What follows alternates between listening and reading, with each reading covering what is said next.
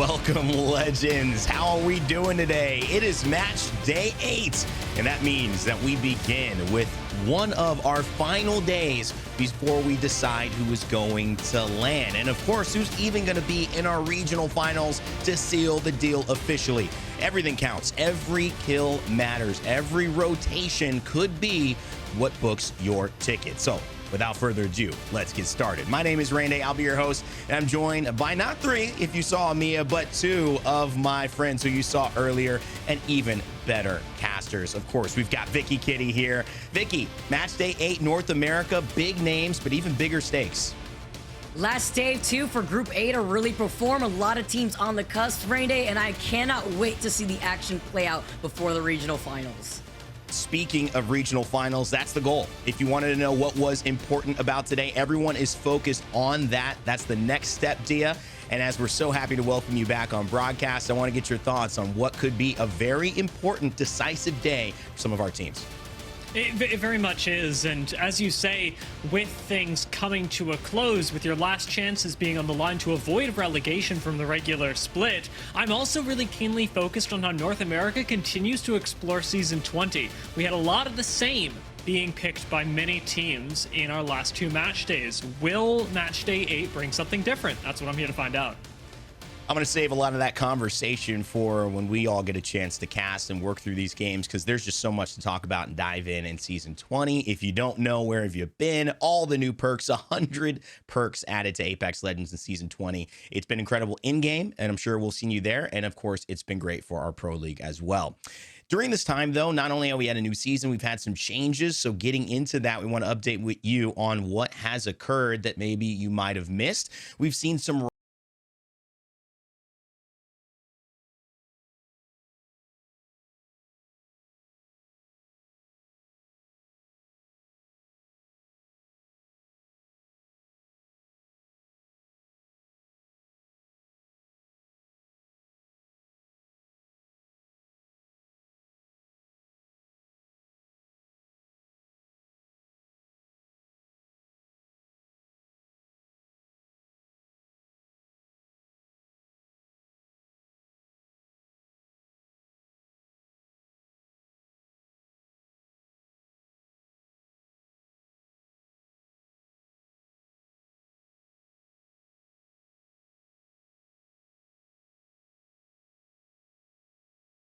a lot of changes happened in Season 20, maybe a little bit more than we're used to. Some teams have adapted really well. Some teams are picking up pace, and they need to, because as it stands, here's the overview of what we're looking at for the placements in North America. Dark Zero, as you can see on the very left-hand side, are the only team that have officially qualified for playoffs. One of the cool thing about it, though, is that Complexity, after winning on match day 7, if they do it again, probably will join them as well. But LG Moist rounding out that top 10 with Legacy finishing that. Furia dropping Gaming Disguise. They're kind of in the middle, and they could make a few moves today to get that spot secured, or at least, as you can see in that box down below, the regional finals guaranteed. Some teams, though, they're just fighting for a spot in Pro League, and some hopefully trying to avoid relegation. Those would be our teams on that back right side of it. The thing is, we will fill this out throughout the tournament of today, and probably before you see it in our regional finals, to give you up-to-date references on who's done what, who's secured. That way you all are aware of it. But I also want to talk about those 3 teams up at top. Maybe not all of them, but some of them. Vicky, when we looking to land, these 3 teams, they are on everyone's mind. Absolutely. I mean, we know that these teams have room to mess around now, basically, to try out other options for the day. And 2 of these teams are in Group A. Today is that final day to put those points on board. And if you want to test out anything from Season 20, I mean, you got the room to do it here. TSM currently sitting in 5th overall. Luminosity Gaming, sweet being that topic, bringing the squad together, are currently sitting in 3rd place, while Legacy, former All-Mexican team that was dropped by Luminosity, now still putting themselves on top, who are currently sitting in 10th place overall, which may not have as much room to breathe as TSM and Luminosity, considering the fact that the top 11 teams and the winner of the regional final advances split win playoffs, but it still allows Legacy to see what they have to do differently, since they had to ramp up at the start of the split. Listen, Omit almost did it in EMEA. They might have won without winning an actual game. It didn't work. TSM, they're in 5th place, but they have yet to win a match day. Will this be the one? You know that Sweet is going to be trying to stop that from happening for sure. Dia, other teams not worried about playoffs just yet. They're trying to give themselves a chance and have to rely on winning that regional final. Yeah, a lot of big surprises here. I think to a lot of people who would have expected these squads to be among the top. Xset, I think the biggest focus for people who would have thought that they'd be placing higher at this point in the season. Right now, they're sitting around 17th, which is still plenty of time to make it into regional finals comfortably, but they have not had the easiest moment. And even the Group A versus C matchup that we had last time, they did only place 7th. GKS in the last time these two groups played, however, ended up placing 2nd, a sharp contrast to where they currently sit in the overall standings at 9th. After qualifying through the preseason quals, GKS are certainly a team to keep your eyes on, although I'll be honest, Ray and Vicky, I'm getting drawn towards Native most recently. They had a big uptick in their performance just last week, and I'm a fan of Rembo. He's got nice hair, and he, Clean, and Luxford are certainly looking good together. Listen, I was going to say you're getting drawn to it because of the hair. There's no way. I mean, they got a great story as well, but I knew that Dia, that was what was the big deal. And you know what? They've been playing great. Rambo joined us last week. We had a chance to catch up with him. He had said that they've got some things to figure out and he wants to work on it, but it's not a solo squad. It's not a solo endeavor. His whole team has to put in that effort and figure it out. That's why we had a chance to talk with Luxford a little bit earlier and see his thoughts on this squad's performance and what they hope to do in the future.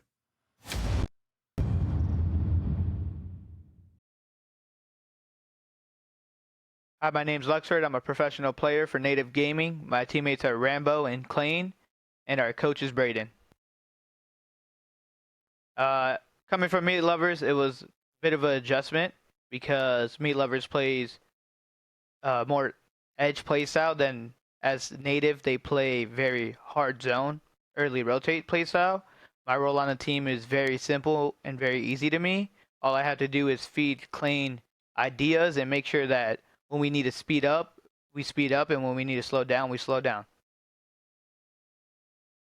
Yeah, going into the match, me and the team talked about the teams that could pass us and the teams around us for us to win the day.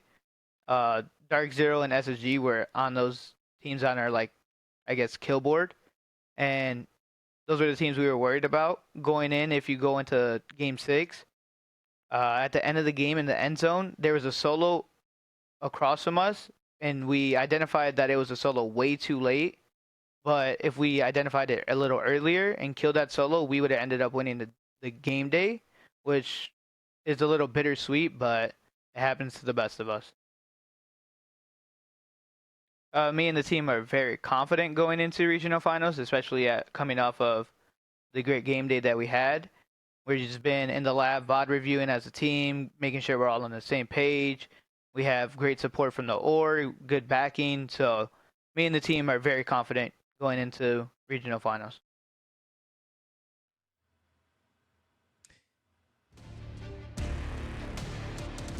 Absolutely locked in. You could tell Luxford is ready to go. And I like the conversation around, I just tell Claim whether we need to speed up or slow down. His job is simple. It feels like sometimes that means you could focus on other things like performing at your best. They've averaged in A versus C about 7.5 points whenever they have played in this lobby matchup.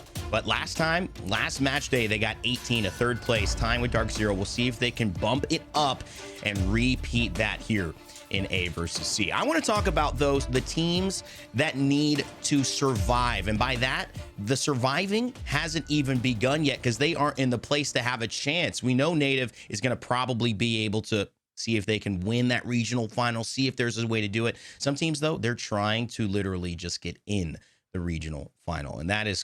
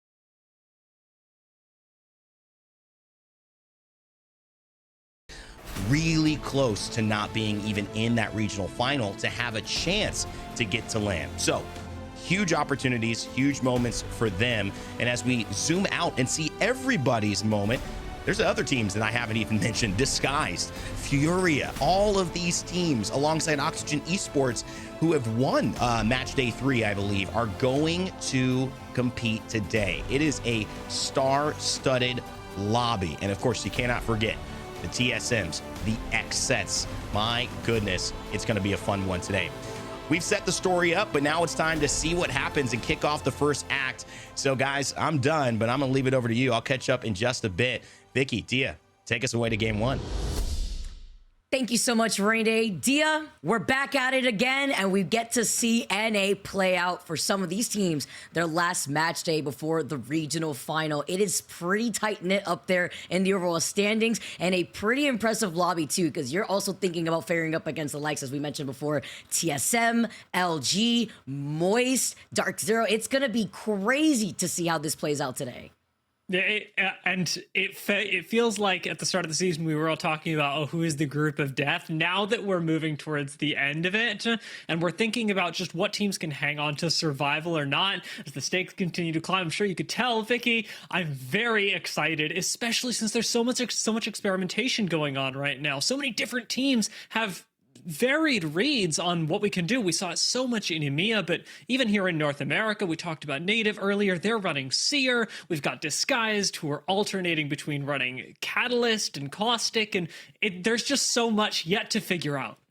Yeah, and while we get set up here too, Dia, our first 3 games are going to be on World Edge, and that comes into consideration how some of these compositions might come into play for some of these teams. Again, first 3 games on World's Edge before we make that transition into Stormpoint for our final 3 games. So the topic here is, for a lot of these teams, can they stay consistent? We see teams have their pop-off moments where they've been experimenting after Season 20 changes, but they fail to get the dub until the very end of the day, which always leaves us at the edge of our seat, Dia.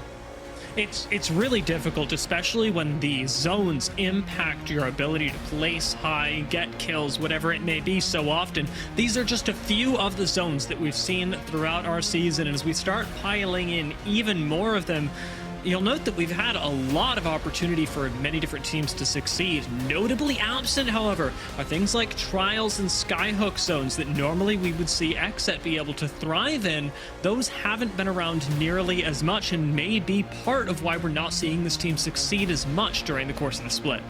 That's a really good point, especially considering that Exit's one of those teams that come out from really great loot, usually between Trials and Skyhook, and make that rotation into where a lot of these circles seem here to be pulling over to that south side. Yes, we've seen a lot of these northeast circles, but it's usually that south side that we see a lot of these teams rotating from the north side to really struggle through those chokes, specifically chokes looking between staging into Harvester, where a lot of these teams like Exit happen to fall whenever they are in a pinch.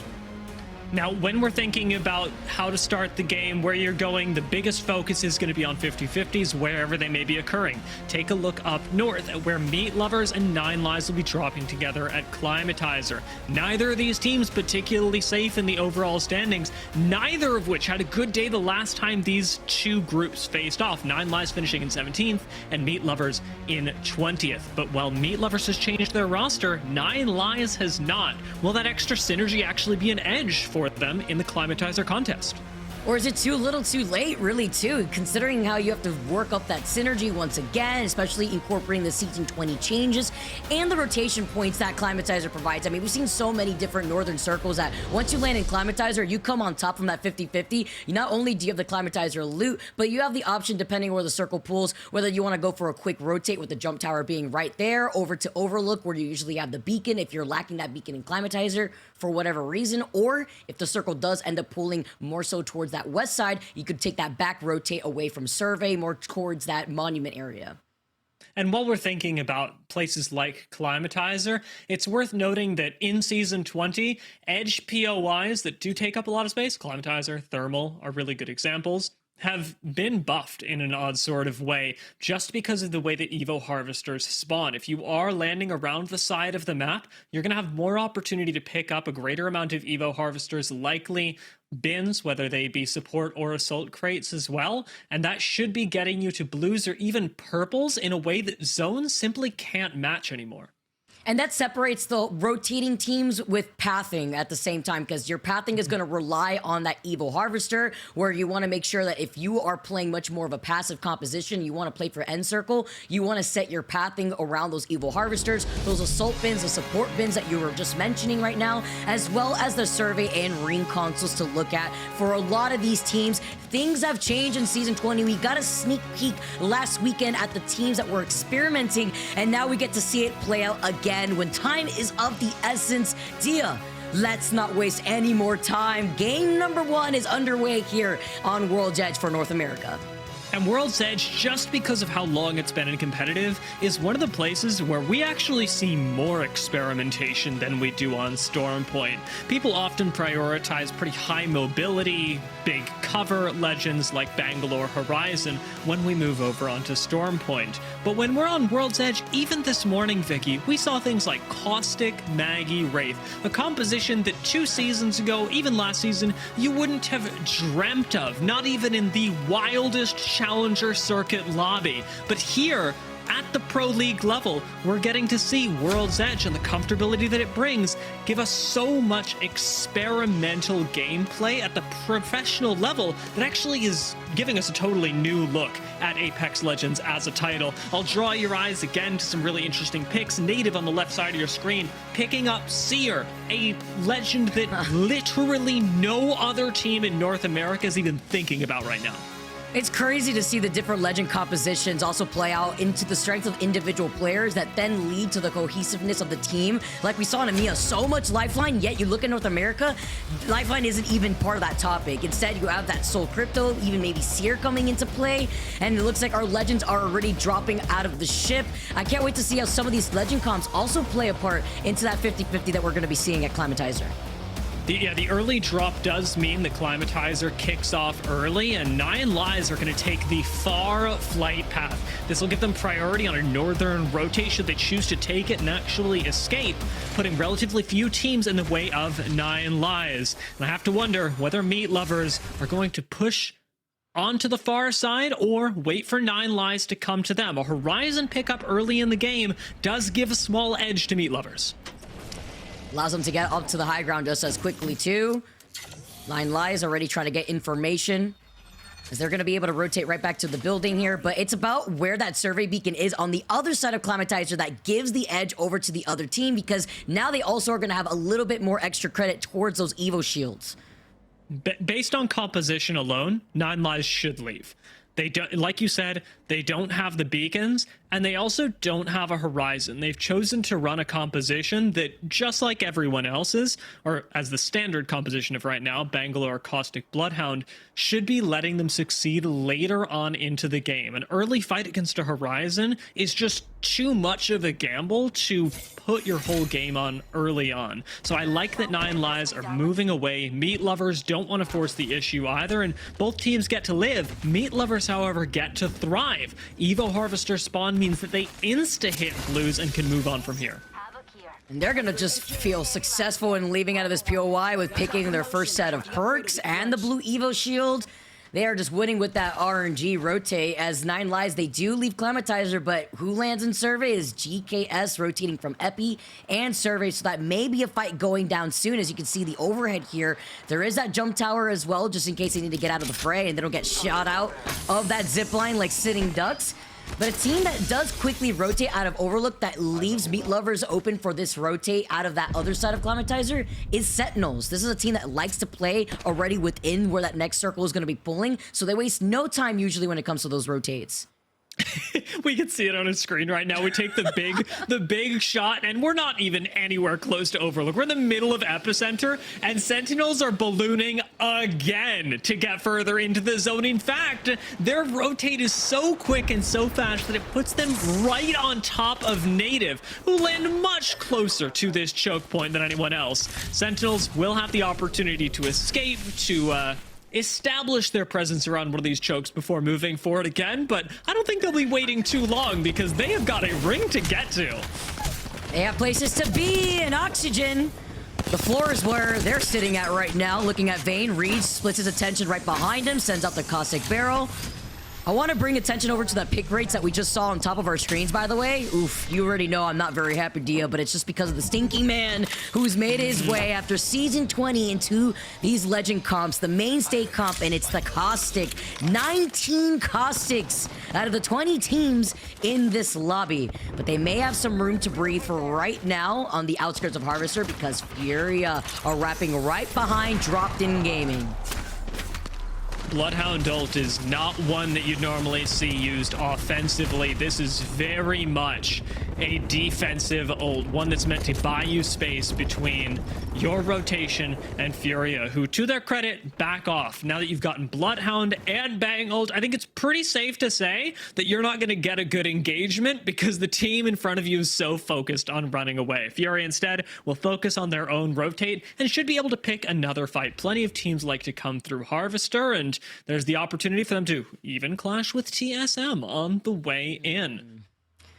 Talk about getting caught in that rotation since TSM leaving out of Lava Siphon, but they do leave with an Evil Harvester on their end, as well as 2 beacon scans that they could benefit from. But while they do make their way over to Harvester with another survey beacon right there and the replicator, you can see Fury already quickly rotating out, but bringing the focus to the teams that are playing by the edge right now. Moist has no issue taking these fights to a lot of these teams. That is definitely another team that we didn't highlight at the very top of the show that has no problem just having fun in these type of lobbies. They are feeling incredibly confident, even talking about tweets from Waltzy saying, you know what, you guys have 2 APAC teams leading NA right now. How are you guys feeling? And they've definitely been able to perform up to their words too. So they're now going to be able to hang out by this choke. You see Waltzy getting that scan over by a team that's still inside of that vault tunnel. And they're also going to be able to get whatever they need on top of No Name if there is a beacon there.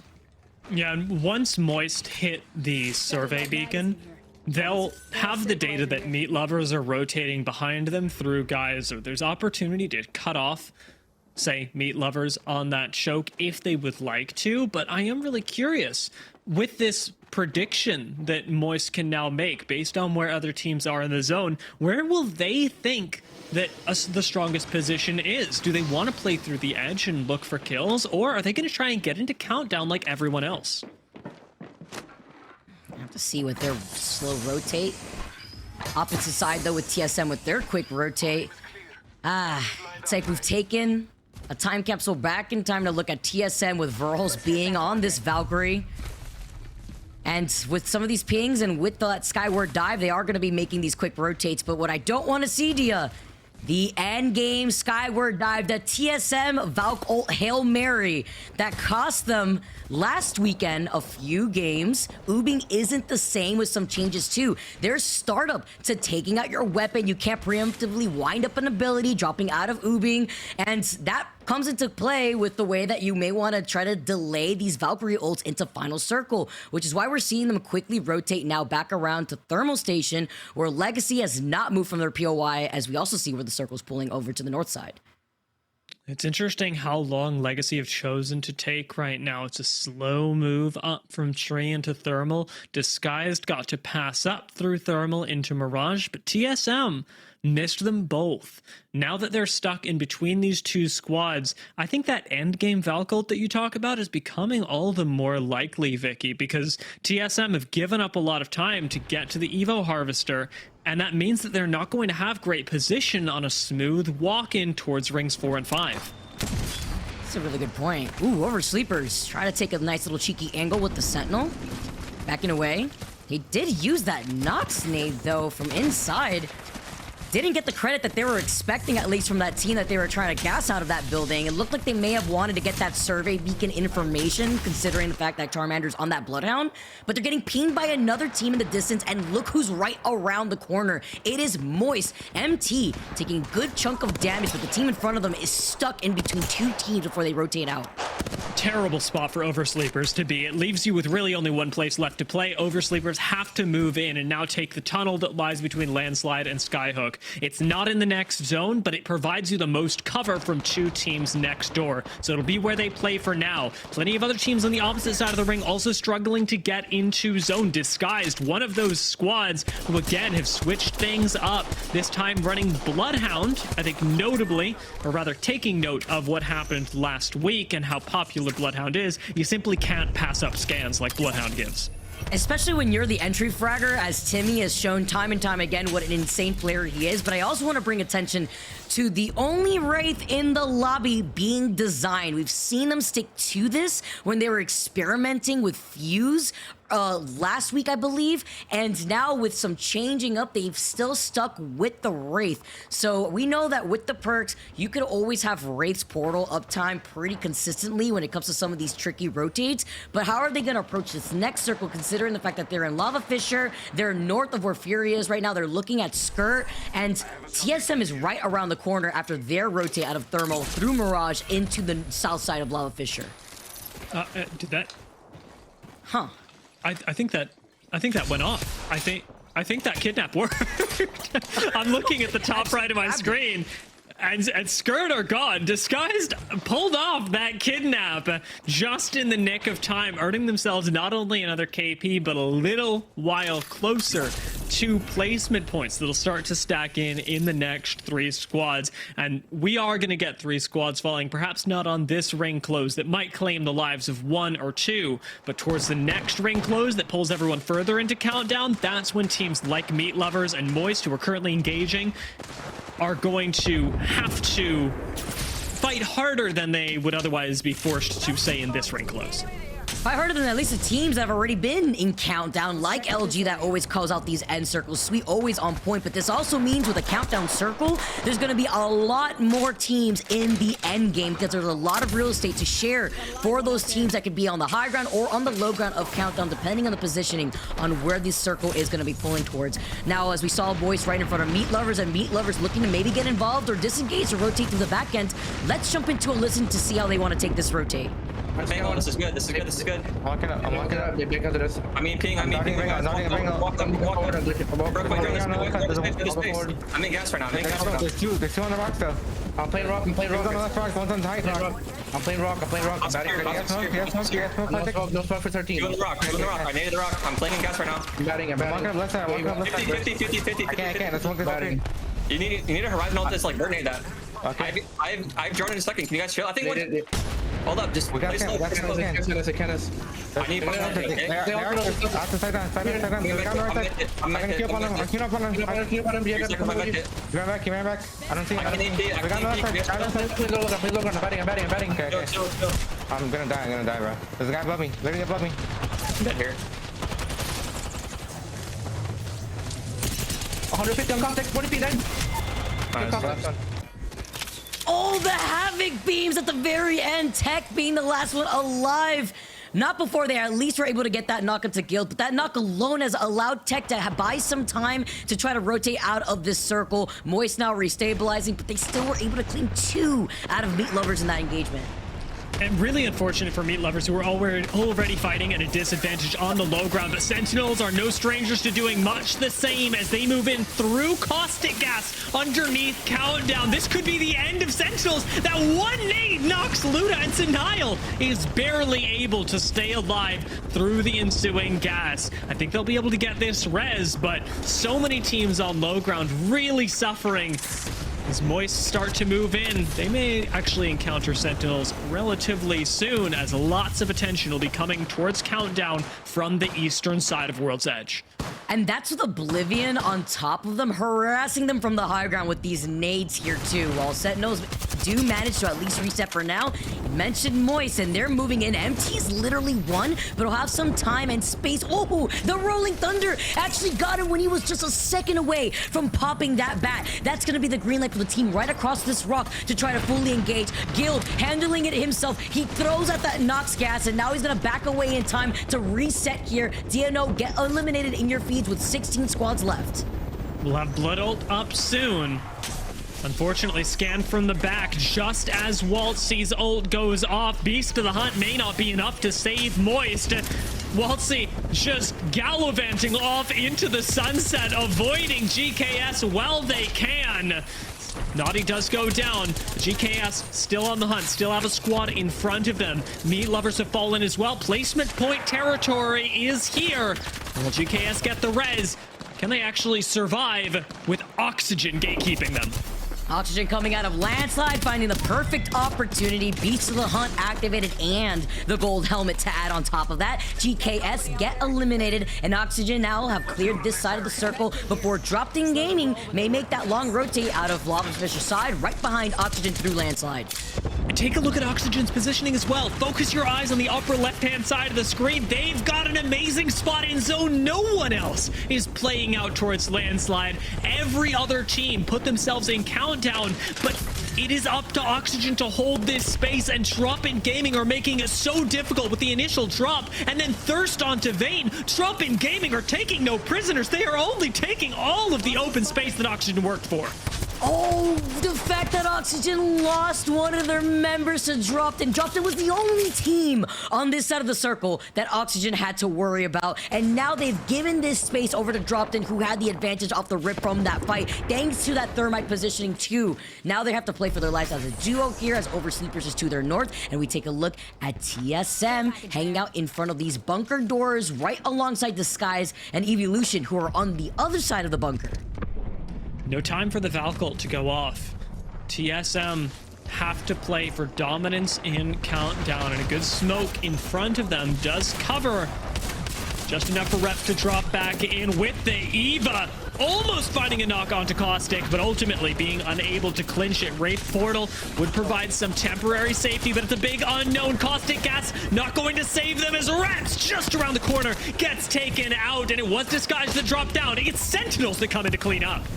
Great timing here. Reps was so close at getting around the corner, but even if he did, there was really nowhere else for him to go with this circle closing into. Look at all the chaos sharing Countdown. 9 lives. Native gaining Furia, who have wrapped around the other side of Countdown, taking circle damage, and this circle will make your eyes water. Native Gaming have the hike here. Rambo has to be careful, taking a lot of damage here while they take some shots at the teams right below them, and this is where the nades come into clutch. He forces them out from the corner. He manages to pop the shield back from right underneath them. And hearing Luxferty talk earlier in an interview, Dia, they know exactly what they have to do differently here, but can they clutch it out here on the high ground on the edge of the circle? And notice that Clean isn't using Cyril yet.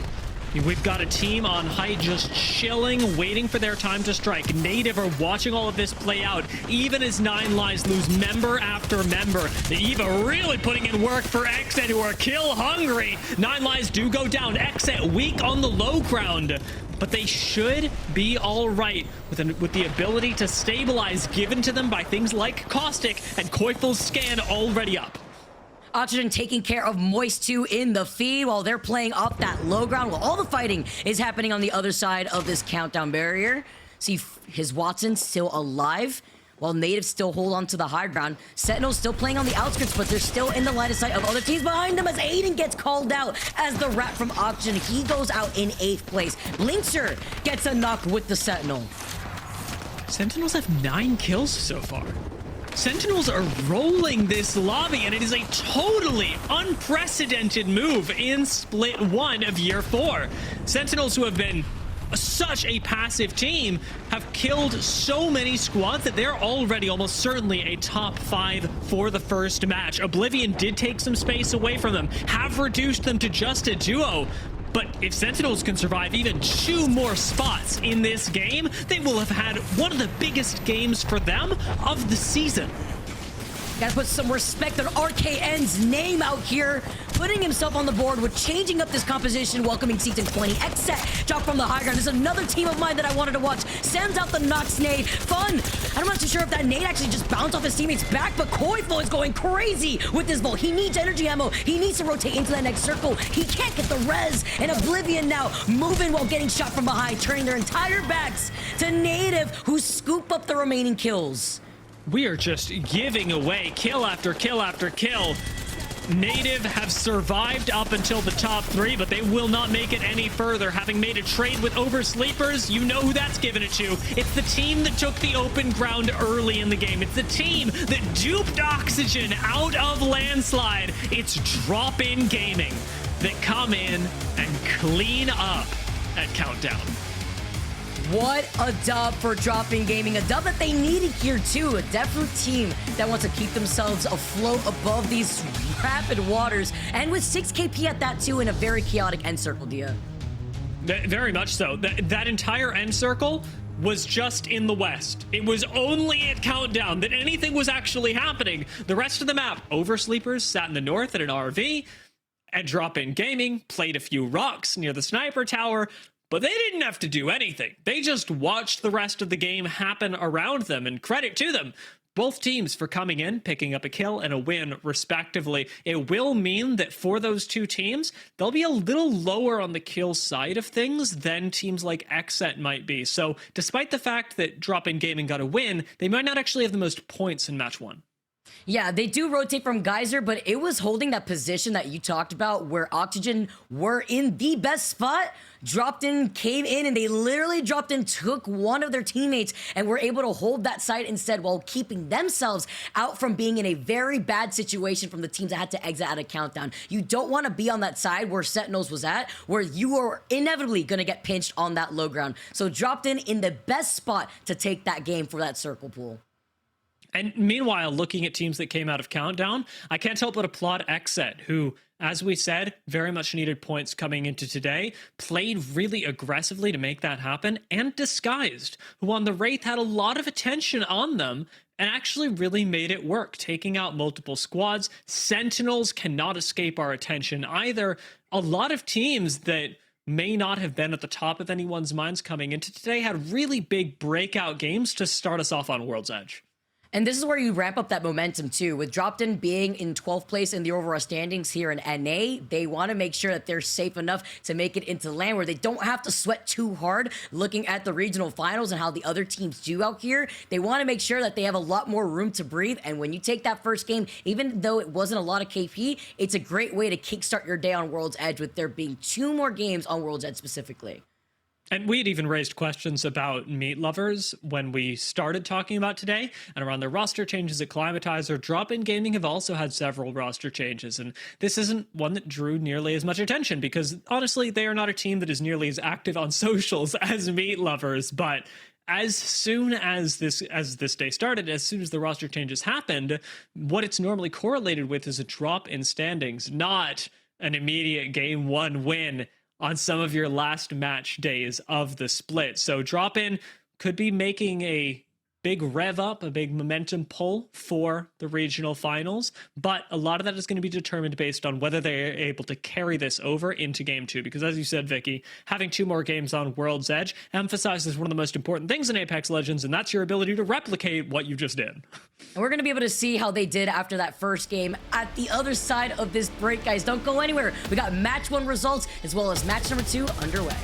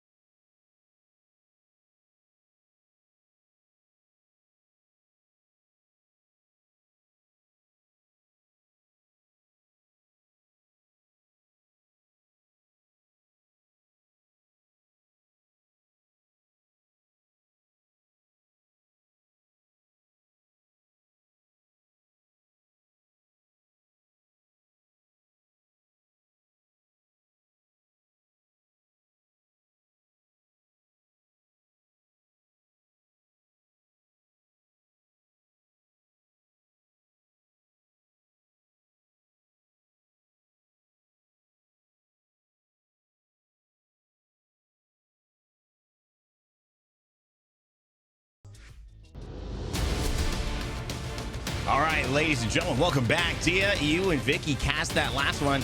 We're going to get into game 2, though. World's Edge is always fun. We had a countdown zone that pulled way farther out than we thought. A lot of teams made the bet. It worked out, though, for Drop in Gaming. And we have yet to confirm those results. We will in just a second. But look at that. I mean, a great start. Sometimes getting the best spot in that way, winning that.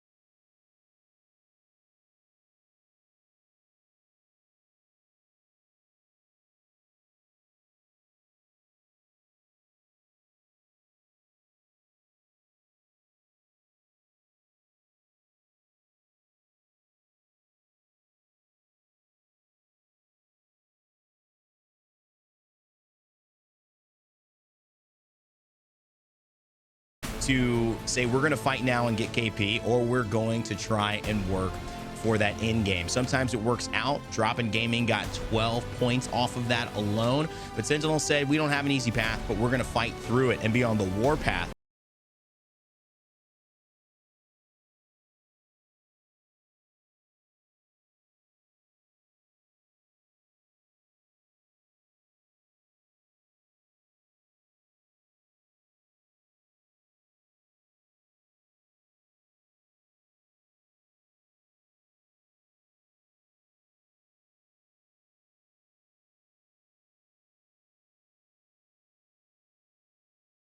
And countdown that you're fighting for places that aren't going to give you an active spot to get more kills or to win the game. Drop in Gaming, at the very least, when they were fighting, only took fights that directly furthered them towards first place, which is pretty darn cool to see it work out. It's efficiency.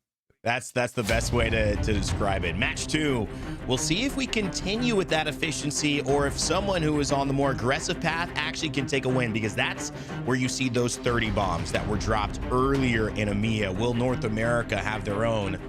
Well, there's a chance to find out. What stands out to you, though, as we see the Legend Select screen come up before we drop into the game? I'm definitely keeping tabs on the Meat Lovers 9 Lives compositions, because it means a lot for the ensuing fight that we may or may not get at Climatizer. As Meat Lovers continue to pick Horizon, and we continue to see 9 Lives just go with this Bangalore Bloodhound Caustic, it's so clear to me that the 9 Lives don't actually want to fight at Climatizer, which is actually putting Meat Lovers in a really difficult position, because it means that you're getting half loot, and the other team is happy with that. The other team is going to move on and forget. But Meat Lovers are forced into a really awkward rotation. They can't move through the north. They can't actually play the game the way they want to. And part of why I always bring up, when I can, the differences between someone performing on match day A versus B or A versus C is because of these interesting stories. You can look at, wow, this team's inconsistent, or wow, this team popped off then. What happened the next day? Well, a lot of times it's where they're landing, who they have to rotate to, the things that happen when you are with another group of players and squads who just clash with what you're also trying to do. Sometimes it limits people who can be successful, so you see these standout winners in that, or sometimes it means everybody is equal because no one's getting the guaranteed footing across all 6 days. They're battling for it each and every game. It's a battle regardless, Dia, in Apex, but sometimes those things are just really good to know, be prepared for, and obviously as we get closer to LAN, where you're switching groups every day, you're gonna have to be good at it. Yeah, and it's very much a reality of just the things you have to adapt to in your day-to-day as a pro player. Both teams are doing this really well, but it is also cutting short their performances in different ways. 9 Lives in this case did get priority on an Evo Harvester, so should be able to rotate out into GKS's territory without too much of a problem. North rotation actually not looking bad for a zone like this. You've got a lot of potential to loop through Skyhook, go into Lava Fisher Countdown. All of these areas not particularly great to hold down, so 9 Lives should have a pretty good time. When you look at Meat Lovers and how they'll have to path through Sentinels, we already know Sentinels is going to be moving, but moving through Lava Siphon, through Harvester, that's that's a really punishing rotate. Exit on Skyhook as well, just coming from that area since you mentioned it. A lot of teams already making their move. But with the Evo Harvesters and being able to complete trials, get the damage, and level up your shields, you got to say, especially for a team in a southern zone, which will force some rotations, there's going to be some teams sitting on blues later into it. And not just blues. Dia, that means they won't have that third perk. So a team like Exit who might be able to do trials, get to purples a lot faster, and still rotate, because they're on the western side of the map at least, they could be coming into that final zone with a big advantage. And this is a day Exet need to make it happen. And if you're a team like Oxygen, who we actually just saw on screen, who have been forced to rotate in not just with blues, but with whites like Native are now, if you're running Caustic and have whites, your ability to impact the map is cut in half because of the ultimate and the enhancement that so many teams now rely on, not just to make Caustic great, to make Caustic viable again. We didn't see Caustic before for a reason. The ult is the big thing that's changed. If you're not getting this, you're playing with old Caustic, and nobody picked that. And one of the reasons, too, I just love the power creep. I'm sure it's been something that people have, whether they're watching now and they just stopped playing a few games of their own in Apex or have been grinding ranked, you know there are certain levels of that power. Some come later, and Gibraltar, one of those legends that he's been messed around with. Optic dropped, brought him in, never really could get to level 3. But one of his major perks is at level 3, whether you're going Baby Bubble or Bubble Bunker, and you're extending the tactical time. For Caustic, the major perk is level 2. So there's just so many things that have brought this character back into viability. It's been the perfect storm, really, Dia. It really has, and what it is worth noting that though they haven't gotten a lot of screen time today, there is one squad that's running Gibby in today's games on World's Edge so far. DNO have chosen to make this selection. So if we get to see Baby Bubble or Big Bubble picked up a little later on, we'll at least know who it's coming from. Meanwhile, Evolution should be able to get a nice scan. Without a bubble, a smoke will do just as well to get you not only extra information, but extra... Ooh, can I call it Evolution? Since they're, you know... I guess you could. Hey, man, cool. I know it is. And, you know, part of the elements here in Apex is that, man, we get to see and hear and witness a lot of fun things. All these players, they're gamers, they're pros, but they like to have their own set of style, and as they continue to do that, we get to kind of enjoy the characters that these players are. And speaking of a team sitting very easily, not really having to do much work in thermal stations so far just yet, Skies, they kind of went viral for a comment that Design had with Enemy, and you know what, I think from that though, there's a lot of passion to easily see this team is using to fuel their motivation to keep going. They were great at LAN, but now they just need to get back there, and maybe that was the kickstart they were hoping for and needed. It certainly has looked like it, as Disguised have played quite well. Furia, another squad that runs in a similar way, has a lot of big personalities on the team, and has made it work to great effect. The opener on this fight is fantastic. Nice 32, followed by the Caustic Gas, means that you've got enough damage if you would like to push. Can't help but wonder if Fury will actually finish on this. Watson swings in with Caustic, not the opening fragger that we're all used to, but gets out just as easily, making the guy look like a movement legend after all. Crazy stuff with a P20, finds the damage. Madness really found a good rhythm here with this squad. It is fit nicely. Yuris, Vudo just trying to survive right now. They've got their own Caustic as well. It means Vudo won't take damage from his Watson, so has to kind of go big here in a situation when you're fighting in such an enclosed space and getting pushed. But they've held on for now, and it has put us into a bit of a stalemate. Disguise still where we had seen them last. Sentinels and Legacy fighting south, just next to where Evolution and Furia are fighting. But Diaz, we get down, it's clearly going to be a southern zone. This, though, after this one, the pull that really changed it for us in Countdown was the one after this. And it seems like it's not swinging too far. It's kind of central to where they were expecting, a little above thermal. But man, does it look good for Oxygen. I know I brought to question their white shield rotation, and Rain Day, I will die on that hill. It is a questionable decision, but man, has it gotten them a good spot. Oxygen with the early Caustic setup, could actually defend this high ground that is so often a pivotal position towards rings 4 and 5, that it lies just above the train tracks. A team like Disguise has already got to be preparing based on what they know about the ring, with the scans that they've received, that this is ultimately going to be going onto high ground. And with something like Wraith as your, we'll call it a movement legend here, you don't actually have a lot of options for getting up to high ground. The portal is necessary to move Disguise from place to place. Yeah, I like the frequency of the portal. I think Wraith feels good. I do like her perks as well this season. I've been a fan of this character. I think she's close. It's good to see her in Pro League again. It was the Wraith show forever when she was one of, if not the must-pick legends. But now it's definitely changed. In high ground rotation ability, Horizon was queen of that. Valkyrie as well, coming back into it. Wraith, it's a little bit more of a select pick. But Design seems to be pretty content on throwing it. Moist, though, they've been in a great spot. They had that fight as they were rotating earlier last game, and now on purples, they've done everything they need to do. Still a little bit of distance to run, but they're in a pretty decent spot to at least armored up. You know, this is as good as you're going to get in terms of the perks, the additional power, and especially Bloodhound, Caustic do really benefit from every Evo. With Bangalore, you do get this passive benefit, and it's enough to make sure that there's cover for them as they move in and a little bit of extra information. For right now, a team like Moist doesn't have to move. They don't have to think about how to get into the next zone, largely because they don't exactly know where it's going. But once it's revealed that everybody's going to be moving closer into Thermal, Moist will have to make a decision, whether they fight Meat Lovers, whether they try and evac over through squads like Oxygen and TSM, or whether they just fall into culling and look for kills. It also does, as we see Oversleepers moving in, they had a great game as well, 17 points and second place overall in our lobby. It kind of means that there's a higher risk to going and kind of making that bet, where it seems to be a safe thing, and it has in most of the ALGS's history, to play zone, to sit zone, you're going to get some points. Now, if it does have that far swing and you've invested in that, you've almost got no chance to fight these teams who have leveled up their Evos and put themselves in a position to actually be able to fight. But luckily, things still working out for Oxygen, and even Gaming Gladiators, they're in a great spot.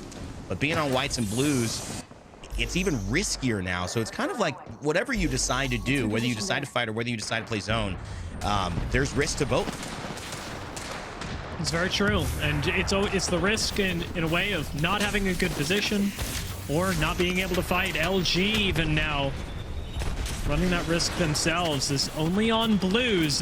They do still have a great spot to fight for if they can make it work. Arcstar stick on the top doesn't actually hit anyone just yet, but gets a little bit of chip damage in, following it up with a grenade. LG, if they can take control of the inside of this building, have essentially won the fight. Could have been Slayer pushing up, but Sweet was so ready after that grenade hit. He said, I have to go get some damage. Can't get the knock though, and that's why it is so hard to fight against a Caustic, no matter what level their shield is. But that will do it. Skirt will be moved to the side for now, and LG will continue their ways. It hasn't happened so far today, but that's a good sign for one of our top teams in North America.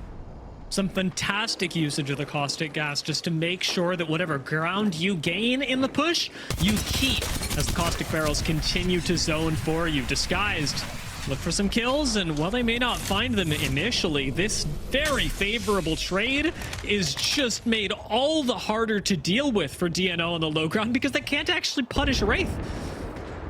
And I think that's one of the things when you look at, you know, I'm at a great spot, but to punish you, I've got to give that up. Well, it's not really worth it, and that's what these pros are so good at, making enemies have to make these difficult decisions and give up something in order to get it. And, you know, a lot of times, you know, it's just not worth it. Xset, though, I've really wanted to see how they would bounce into today. I felt that this was going to be a big day for them. It is points-wise, and it is for a team that has been such an iconic part of North America over these last few years. Let's listen into Xset and see how they handle this zone.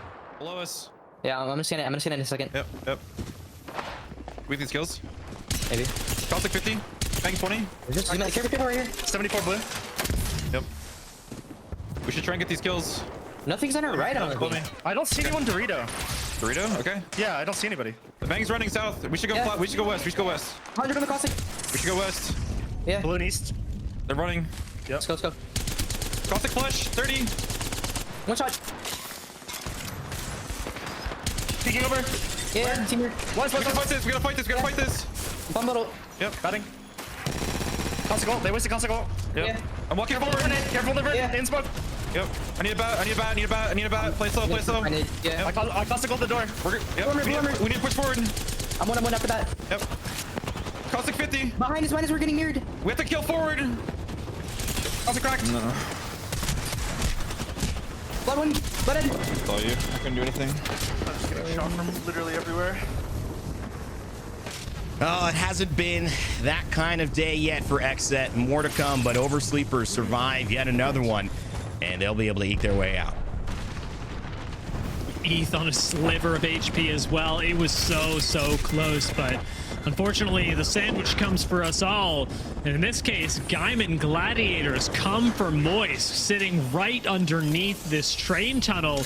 Gaiman Gladiators are able to stabilize, get the res off, and now pick up some much needed HP as more teams are sure to come in from the north. This zone continues to pull into the south, and squads like Oversleepers are gonna have to move into this, whatever this is. Furia fully just aping Sentinels. Unbelievable. These two teams put themselves in one team is going home type situation. We both are not making it out of here alive. But just as I say that, Archean says, well, okay, let's change the rules of engagement. Maybe I'll stay alive, even though Luda and Zenial have already bitten the dust. It's a tough spot for him to be in, though. As a Caustic, no movement abilities on the low ground. Archean is just going to try to maybe get some placement and stay out of sight. But in sight is that alternator with those disruptor rounds, but he goes down right away. Oversleepers, could this be it?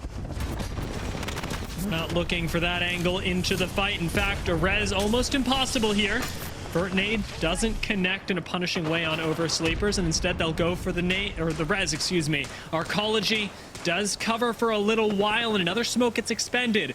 The amount of resources that Oversleepers are putting in does make it more difficult for them to move forward, but this is not the final boss. Oblivion hardly matter right now. It's all about moving forward as fast as possible because you've still got to fight through Gaiman Gladiators. Teams are going to have to rotate. Only 3 teams, maybe just a little bit of Gaiman, are in zone right now. Everyone above or below and having to run. Oblivion with a scan Arcology. Not even working with a shield battery he could use right now. Just trying to make it to safety, and he does, at least temporarily. And I think this is a good call. You don't have enough healing. Just try to do damage. Try to help your team in some way, make an impact. But I'm not sure he's going to have the chance. He just, without ult, especially on Bloodhound, I mean, the legend is not going to help you in this scenario. No cover, no assistance. Oblivion have a sliver of this zone left to play, and they're entirely focused on gatekeeping other squads that might have come in. Drop in, don't get the shield swap, nothing connects there. Furia reset inside the tunnel, and the third party isn't going to be available for a team like Oblivion, who as a duo have no chance of taking out Furia. Yeah, GKS and Oblivion, like you said, above, they're going to have to make a tough decision on how do they rotate. LG also in a pretty decent spot. The Skies have gone up north from where they started. They've maybe walked 20 feet in this game so far, but it's been good for them. They found purple somehow, Dia, and that means with 15 points sitting in 4th already, they've got a chance to win. Not the easiest of zones, but this one is okay. The 2 teams we haven't seen in a minute, though, who are center zone is Oxygen Esports, who rotated early, as you had mentioned, and TSM, who have found their way right next to Oxygen on a really great spot. It's so tough to hold on to this, but if TSM can do it, they've got good cover from above. They've clearly got the care package weapon right in front of them, and Oxygen should be able to help cover this. In this case, TSM do have to worry about Furia, who will come from the train line, and LG, rightfully so, have to focus back on Disguise, making sure that nobody rotates up through them. LG, funnily enough, gatekeeping Legacy with this maneuver as well. A little bit of rivalry there. Yeah, and this is going to be something that continues. LG, hey, saying that looks familiar over there. And they're like, no, new look, it's all good. Still great teams. And Funk with the Hemlock making it sing from far away. Oh, ho, ho. Can barely see anything, but he knows where they are at this point, and that's just going to be Legacy eliminated.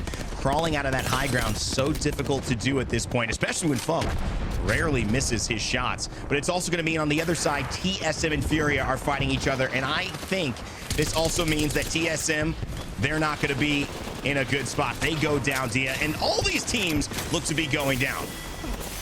LG arrive at the perfect time. Oxygen have just dropped 2. And it should be just one solo member of Oxygen left. LG get one of the best spots in ring. Somehow on the low ground, DSG have survived. There we go. Oxygen are out. Furia are still up. And that's going to make our top 3 teams make it. Perhaps our top 2, because Funk has connected with enough shots that LG could probably drop down on the Thermite and take out Furia, should they desire. And if you wonder why LG is sitting in 3rd place right now overall, while this team is a team we're speaking of in such high regard, even though it's expected whatever Sweet is doing, Slayer and Funk, they have put together just a roster that matters, and they have made it to this final 3 on high ground with really not a lot of contest. Look at the evac right behind LG. This is the biggest problem. The chance for Disguise to come up and take this game away from the Sweet has rightfully refocused, but does not have the shields. Unfortunately, Disguise get gunned out of the sky. Designful never places the exit portal, and there's now no safe way up. No disguise for that one. He was plain in sight, and I think that's the problem. How do you get up from here? It's been the issue. They landed, but they didn't move fast enough during it. In one way, it's got them a top 3, but in another way, it's a nearly impossible situation to win as such a good player. 6 kills so far for LG. They're looking to add maybe 4 more here if they take care of this solo or this Furia squad. LG are actually taking this fight. They could go out in 3rd, and right now it's looking like they will. And at the same time, Timmy somehow crests the hill. It's crazy, and it should never have worked. But Disguised pick up a 2nd place finish off of this. Madness even dropping down just to finish the kill to collect 1 more KP is going to be unable to do it, giving another point to Disguised. It looks ludicrous, Rain Day, but this play from Disguised to survive until 2nd place is so massive, and it is an unforced error from LG.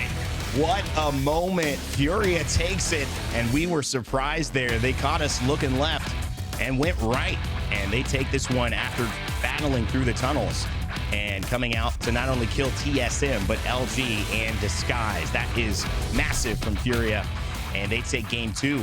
Dia, that also means that a team that we have been kind of asking is on the bubble, 11th currently right now, trying to, find that way where they can cement being at LAN, get into some of those spots that are guaranteed for North America, 11 plus our play-in winner from the regional finals.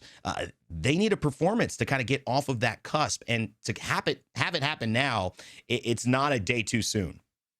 No, in fact, for many teams, it would have been a day too late, but picking up just a few points here and there for Disguised should push them into that LAN territory. And funnily enough, Rain Day, it's really just a return to what they are really good at. I mean, the first time we saw Disguised as Dojo was just at LAN right out of the LCQ, and they performed marvelously. I mean, and that's the thing about LG, just the fact that when you get Disguised, who were going against LG in that tough spot, when you get them to LAN, you feel like you've already accomplished what you need, because they'll perform. Oxygen, another team that when they are at LAN, really perform well. When they're in these big moments, they perform well. So it's about getting there. And I think that this is now, especially even for Furia, a very big day for those 2 teams particularly to get off of the cusp of almost making it and really push themselves into those 7, 8, 6 guaranteed spots.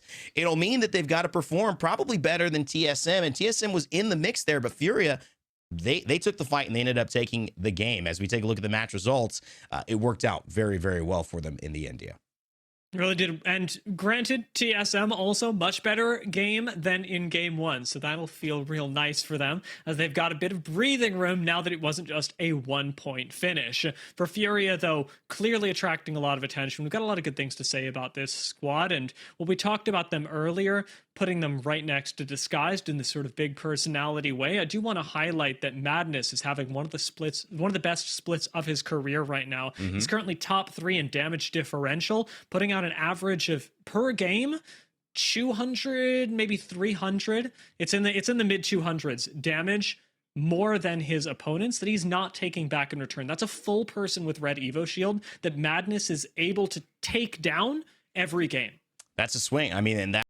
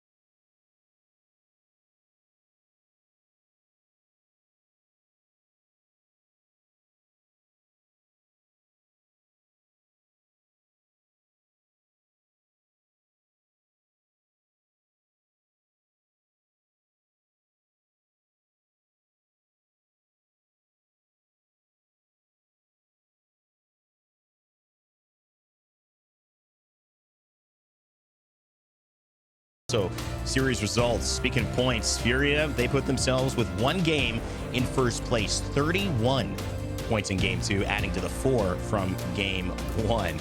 Disguised right behind them as well, and Drop In Gaming, after their good performance and win with 18 in game 1, they will sit in third over Sleepers, Oxygen, rounding out our top 5. Bottom half, though, Skirt, DNO Gaming, yet with a point. Meat Lovers with only 1. And TSM, a team people are obviously looking at heavily.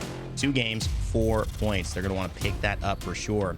Moist Esports also having a relatively slow start compared to what we've known them to do. Yeah. Yeah, I am going to include teams like Legacy in there as well. 16th place, 3 points. Very unexpected. I will focus everyone, however, on the squad in 5th place, Oxygen, for, well, we did talk about them a lot in game number 2. It wasn't because they were actively slaying everyone, but simply because they protected the ring well. And they actually, if you'll recall, did that in game 1 as well, ultimately taken down by Drop-In Gaming. But the way that they're reading zones right now, the way that Oxygen are reliably pinpointing what power positions and rings are, is interesting to track as we look towards this last game on World's Edge. Because if they can do that consistently, they'll be moving up the leaderboards further than 5th. Well, firepower, it is not missing in North America. 31 points in game 2 from Furia and a win. What'll happen in game 3? Don't go anywhere. Be right back.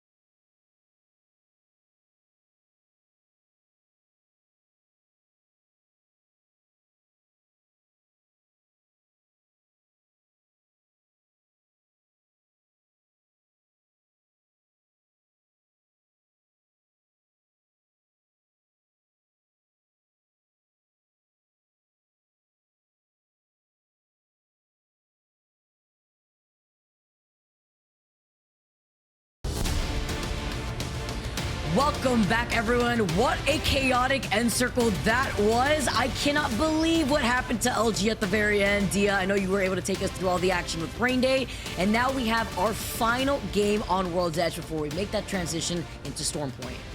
I am still befuddled, Vicky, by what was that end game, because there were so many ways in which it shifted. I always get really excited talking about Apex Legends. It's why I'm here right now, because I love Apex Legends. But man, do end games like that really get my heart pumping, because there are so many ways to change the dynamic of Apex Legends, and cooldowns are so important, from evac towers to wraith portals to swings onto the low ground.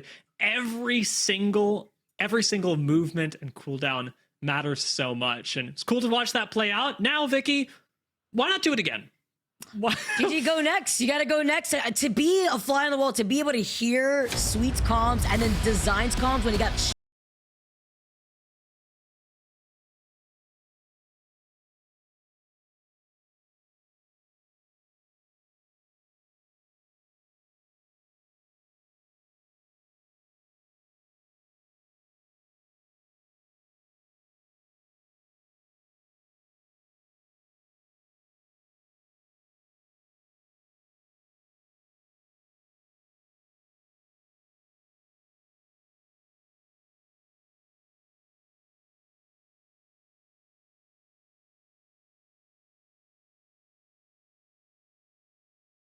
point, everything's going to change. The entire dynamic of the map, the picks, the meta starts shifting. Nine Lives again, likely splitting this POI, and Calamitizer, funnily enough, has just become two of them. We actually rarely get to see this on contests, but these are two teams that are handling this in a really mature way. Well, it may not be benefiting either of them particularly. Nine Lives is not suffering at the hands of Meat Lovers, nor is Meat Lovers feeling that way about Nine Lives.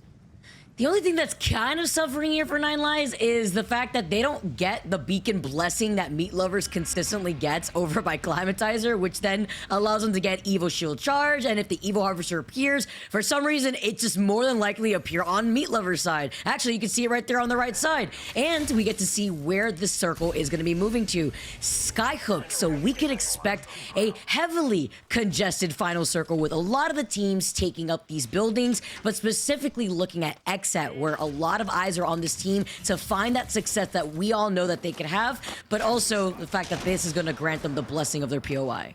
So it's a big trade-off. I love that you mentioned the Meat Lovers, Evo Harvester, and the beacons that they're often spawning with, but Nine Lives, we've touched on this multiple times, are just getting priority rotates off of this. They move from Climatizer, and especially in a Skyhook zone, this should be really evident. So Nine Lives need to pin their entire idea of contesting, of taking away just half the loot, on how well they place this game. Nine Lives must come out ahead of Meat Lovers on the leaderboard for this to be worth it. However, Furia, who land over by tree, will also have a more difficult time with this rotation than they did last game because they land so far south.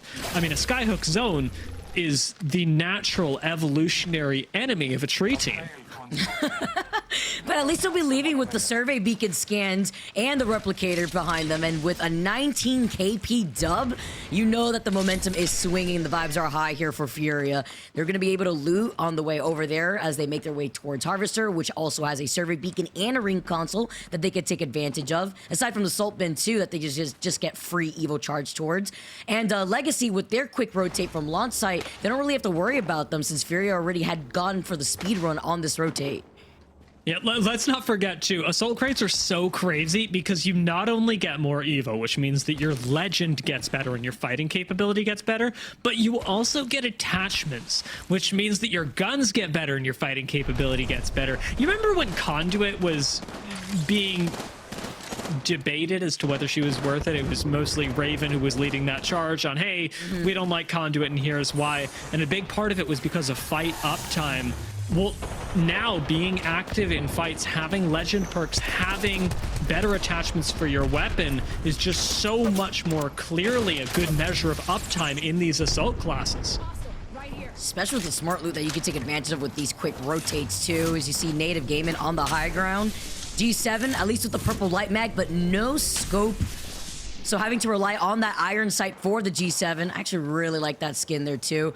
And it looks like a team actually just landing right next to them on the middle tower with so many other teams in the area. LG, and this is what we're expecting from a circle pulling towards Skyhook. More of these teams are going to be in that northern side of Skyhook, and other teams that like to play edge, like Oxygen, are going to be more so poking from afar while relying on probably rotating from that north side without getting involved and putting themselves in a pinch situation. Things to be cognizant of as we look up at Skyhook. Everybody is going to look at that and go, oh, if this zone is going Skyhook, I too would take the center of it and the high ground. Native, while they have that, you already mentioned don't have scopes. I'll also point out don't have a natural way to sustain. Without Watson or Lifeline or really any support legend like even a Loba to help get them additional loot from everyone who might drop around them, it's going to be really difficult for Native to actually sustain this position as a power one into the late game. They have to drop, they have to take a fight eventually, because otherwise you are just standing up at the top of Skyhook and bleeding out slowly.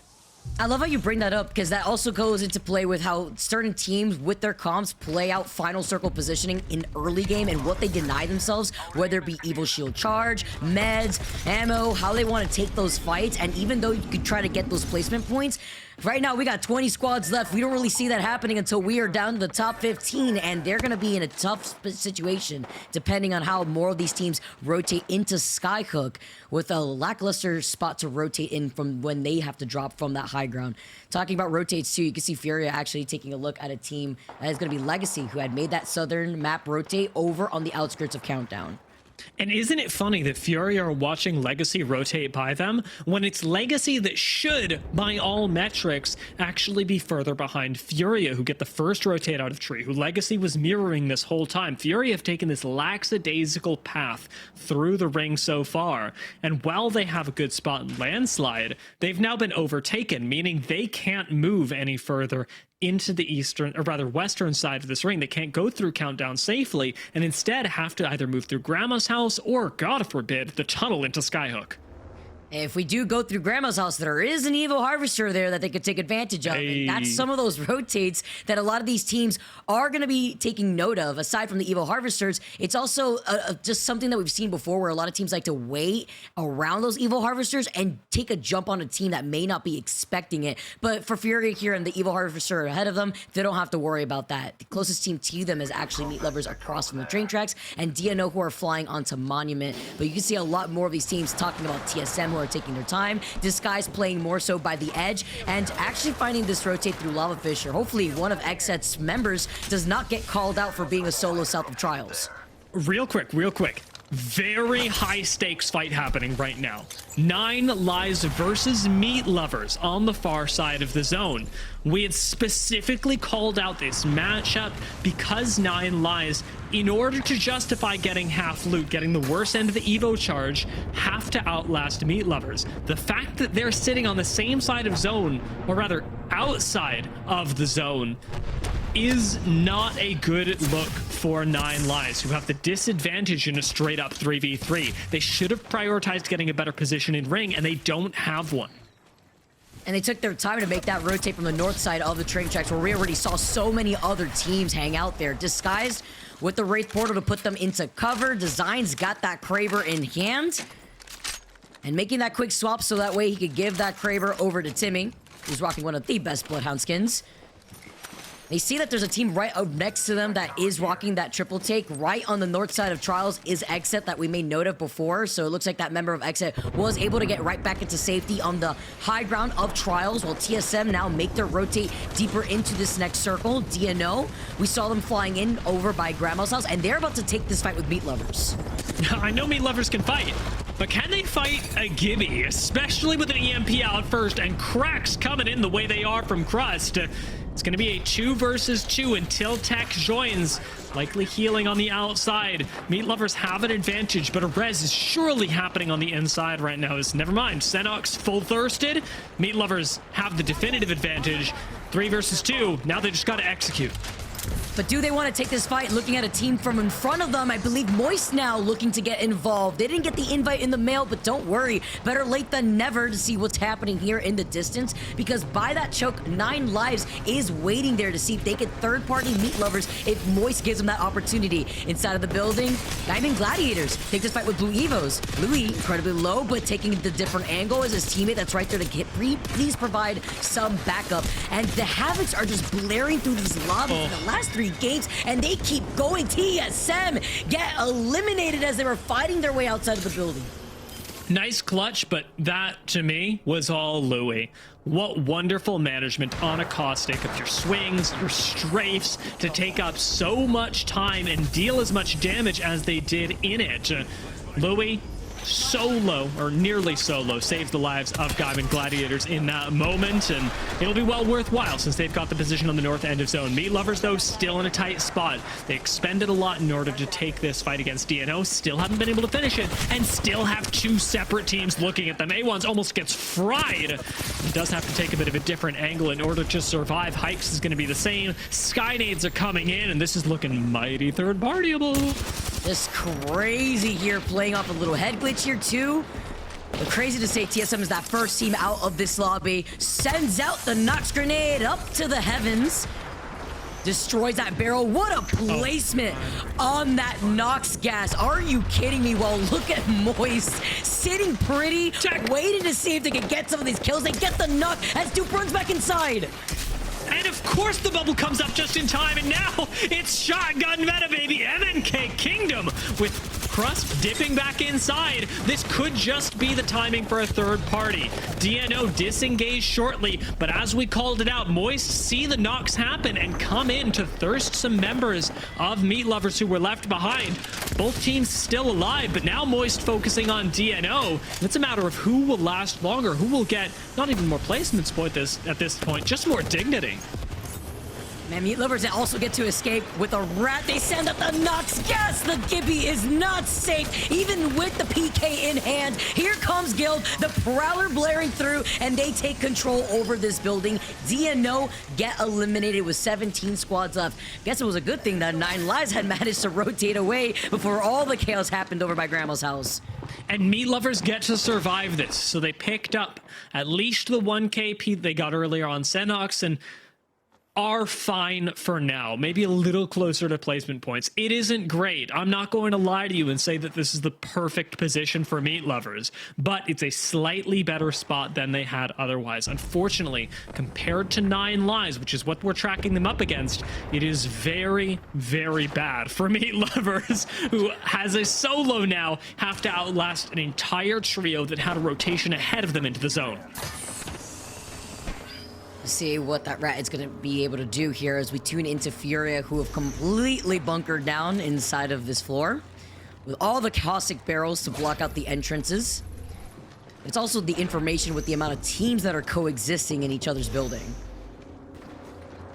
Not a whole lot of squads that still have to rotate in. Most people have found a spot to play in Skyhook. So this zone, weirdly enough, Vicky, should actually be a pretty calm one. What'll be crucial is for teams that have a little bit of a better idea of where this is ultimately pulling, that those teams are able to get their rotations through. Squads like, say, 9 Lives are going to have to think about moving a little further up north, where a team like LG, who's predicted things really well, I think even include Gaiman Gladiators in this, should have a nice, perhaps not relaxed, but a nice, relatively straightforward rotation to stay in the conversation for the next ring.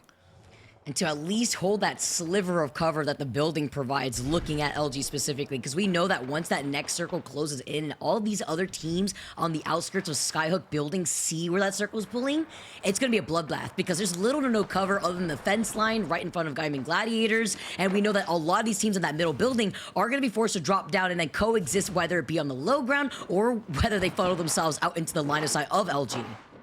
I can't help but smile. I love the way the Disguised are making use of the Wraith right now, and I hope that other teams are taking note.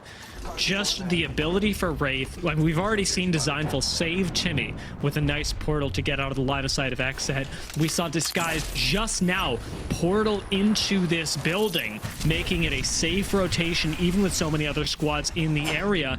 They're even able to use it to control 2 buildings at once, and well, it's a bit of an awkward timing for Timmy, and well, I wouldn't have imagined that's what perfect play looked like for them.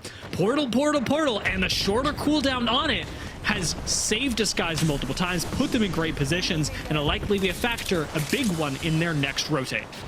Why they're the only team rocking the Wraith in these NA lobbies, sticking to it. While Furia are playing a much more traditional comp that we've been seeing a lot more often. Let's jump into a listening with Furia to see how they take this rotate with round 4 closing in. No, there's someone up still. We can still play to blow up Diner Roof. We could just jump in the middle courtyard and it's horrible, but we'll be the only team not fighting. I think there's a team from Diner doing that, but maybe not. Yeah, I think maybe we jump. Maybe we go and jump over the fence. Yeah, I'm down. Jump over this fence. Scanning up. Yeah, just wait. Hey, you can... Tweet open! Oh! Crack 2! 1-1! I got Golden! I'm batting down here! You gotta play for the kills! Yeah, we need these 3. I died. Oh, barrel. Oh, damn. I can't believe they just... Oh, you heard it. They couldn't even believe they got focused on, but they had no cover. There was a team playing from inside. It was Evolution on the high ground, GKS on the low ground, and DSG still alive with only Design being the last one alive. He can't slide away. Disguise get eliminated in your feed. And Gaiman Gladiators controlling not just their own building, but the market to the south of it are the big winners of the western side of the ring, taking out DSG, picking up a lot of KP, and as we already called out, having one of the few relatively straightforward moves into the next zone. It's difficult for a squad like LG to keep Gaiman Gladiators away from the train station, so GG can start rotating in.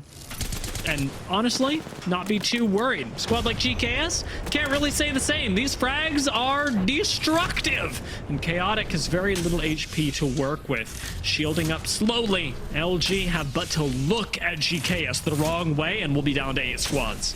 What we didn't get to see, at least in our feeds, is the fact you see the scan coming in, they see the 4 hostiles, but I believe at one point Sweet had gotten down, so leaving LG as a duo to survive inside of this train station means that they don't have the man advantage to actually sway Gaiman Gladiators, who could come in from the other side of the train, and then GKS who have the scans to let them know how many of those teammates are playing from inside. That's a nice call, and the fact that now it's a duo holding the train yard changes everything. Oversleepers will have a lot less to contend with as they have to make a rotate out and to the north, but I still wouldn't feel too comfortable doing it, especially without cover of smoke. It's going to make this Caustical so important for ETH. Oversleepers have got razor-thin margins to play with, especially when factoring in the team behind them. Oversleepers with the POI advantage and having the slight high ground. Moist fighting for their lives on the low ground currently. This is the chaos that we were expecting. There are 5 teams fighting for their life here on this south side, inside of this middle building. And Oversleepers are going to be forced to get out from the sliver of cover that this fence line to their left provides. You see, Over is going to be able to pop in that bang ult, slide all the way down. You can see the Rolling Thunder coming in time. Skirt get eliminated. Legacy meet them in the lobby. And Oversleepers with nowhere to go get called out as Moist is on the other side. Such an awkward course of events, walking straight back into the Rolling Thunder like they had no choice. Native now come in for the third party, and Luxford gets a shield swap in time to stay alive for a few more shots. Ultimately, likely going to go down. Native have just a knockdown shield to play, a sliver of cover just underneath this bridge. Will it be enough? Sentinels have come in for the third party. Luda wants to pick up a few thirsts, a few more kills, as it's just 1 for Sentinels so far, and they can look for so much more. Native go down top 5 for Sentinels. Luda with the Beast of the Hunt activated. No perks necessary here, even though he's about to have purple. Is able to get that cleanup. Zanile taking a different angle, coming up right behind Moist. Luda gets taken down. Zanile's won, but they find the No, the gas too at the very end. That was devastating. That was a really, real panic-inducing moment for me. I felt it as if it was my own squad mate, and unfortunately, that's just how it goes sometimes. It does mean that we're down to 3 squads, and hey, we've talked up Gaiman Gladiators so much during the course of this game. Let's see how they can navigate this, with GKS being the only other 3-person team available. LG are still operating as a duo, but if you can just take a few chunks out of GKS, LG could open things up for Gaiman Gladiators to walk in. They're taken to the skies. They are trying to line on the side of the map that they know nobody else is on. Wait, I love this. They have now put themselves in a better spot to potentially third party. Last 2 squads left. GKS get eliminated. Gaiman Gladiators, Louis falling low. They try to swap places here, and Gaiman Gladiators take out the duo that was left of LG, but that was still big because LG was able to finish in that 2nd place spot. Yeah. That change in gameplay from just last round, where one critical mistake cost them 2nd, to this round where one genius play earns them 2nd with a chance at 1st. LG definitely have locked things in since the last round and are very, very scary in that end game. An uncontested evac tower should never go off, but when it does, the different position that LG had, if they had all 3 people up, likely gets them the win over Gaiman Gladiators. I definitely think it would have. Not only having all three members up would have been important at the very end there, of course, man advantage, but the fact that they had the evac tower on top of the train station too, instead of putting themselves in between both squads, allowed them to then reposition on the other side of the fence line. Even if they didn't get the dub, that was pressure on its own. Now imagine if Gaiman Gladiators had taken a lot of damage from that previous fight versus GKS, what that duo could have done. But not a hero there. Gaiman Gladiators take the win with 11 KP and with some patient play inside those northern buildings of Skyhook.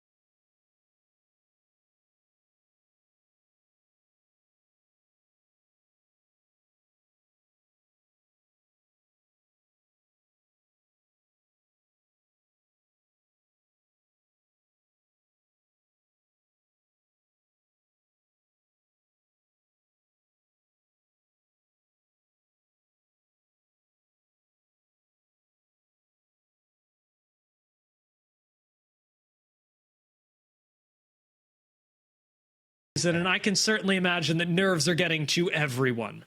They certainly are. And you could tell sometimes it's those little things that your adrenaline is pumping. You know that it matters and you make a mistake. The other hand, sometimes you could feel superhuman. And I've been seeing some really good in games from LG. They've made some small moments, not count, but overall, this is a dangerous squad if they can keep playing this consistently. I think a lot of them, Sentinels, Moist, they're getting 10, 11, 9 points each game, and that's a really, really nice thing to see. But someone who knows how to do something like that, maybe even more, it's got their team to 6th place so far in the ALGS, and they're waiting and watching. It's a good time to bring in Phony to chat with us. He's been spending some time checking out the games, and now he gets to bring his analysis and his charm to a broadcast. What's up, Phony? How you doing, man? Yo, can you guys hear me? Just a preface, can you guys hear me? The deep voice. Oh yeah, we can hear you, man. Hey, listen, it's great to have you. And I kind of want to open it up. Just how has this last little bit been? I know we have you on the show, but you guys are sitting in 6th. The ALGS has been great. You're looking not only regional finals qualified, but LAN qualified at this point. Talk to me how things have been going on your side, personally and with SSG. It's been going good. SSG has been treating us very well as well. Shout out to my teammates, both Frex and Zainu. I love Zainu a lot. And what we realized was we needed basically Zainu to be on the front line because every time he was on Bangalore, he just complained that he couldn't see anything. And, I'm gonna give it to him. The dude's probably the best fragger in the world in NA. And it may be biased, but he literally just is.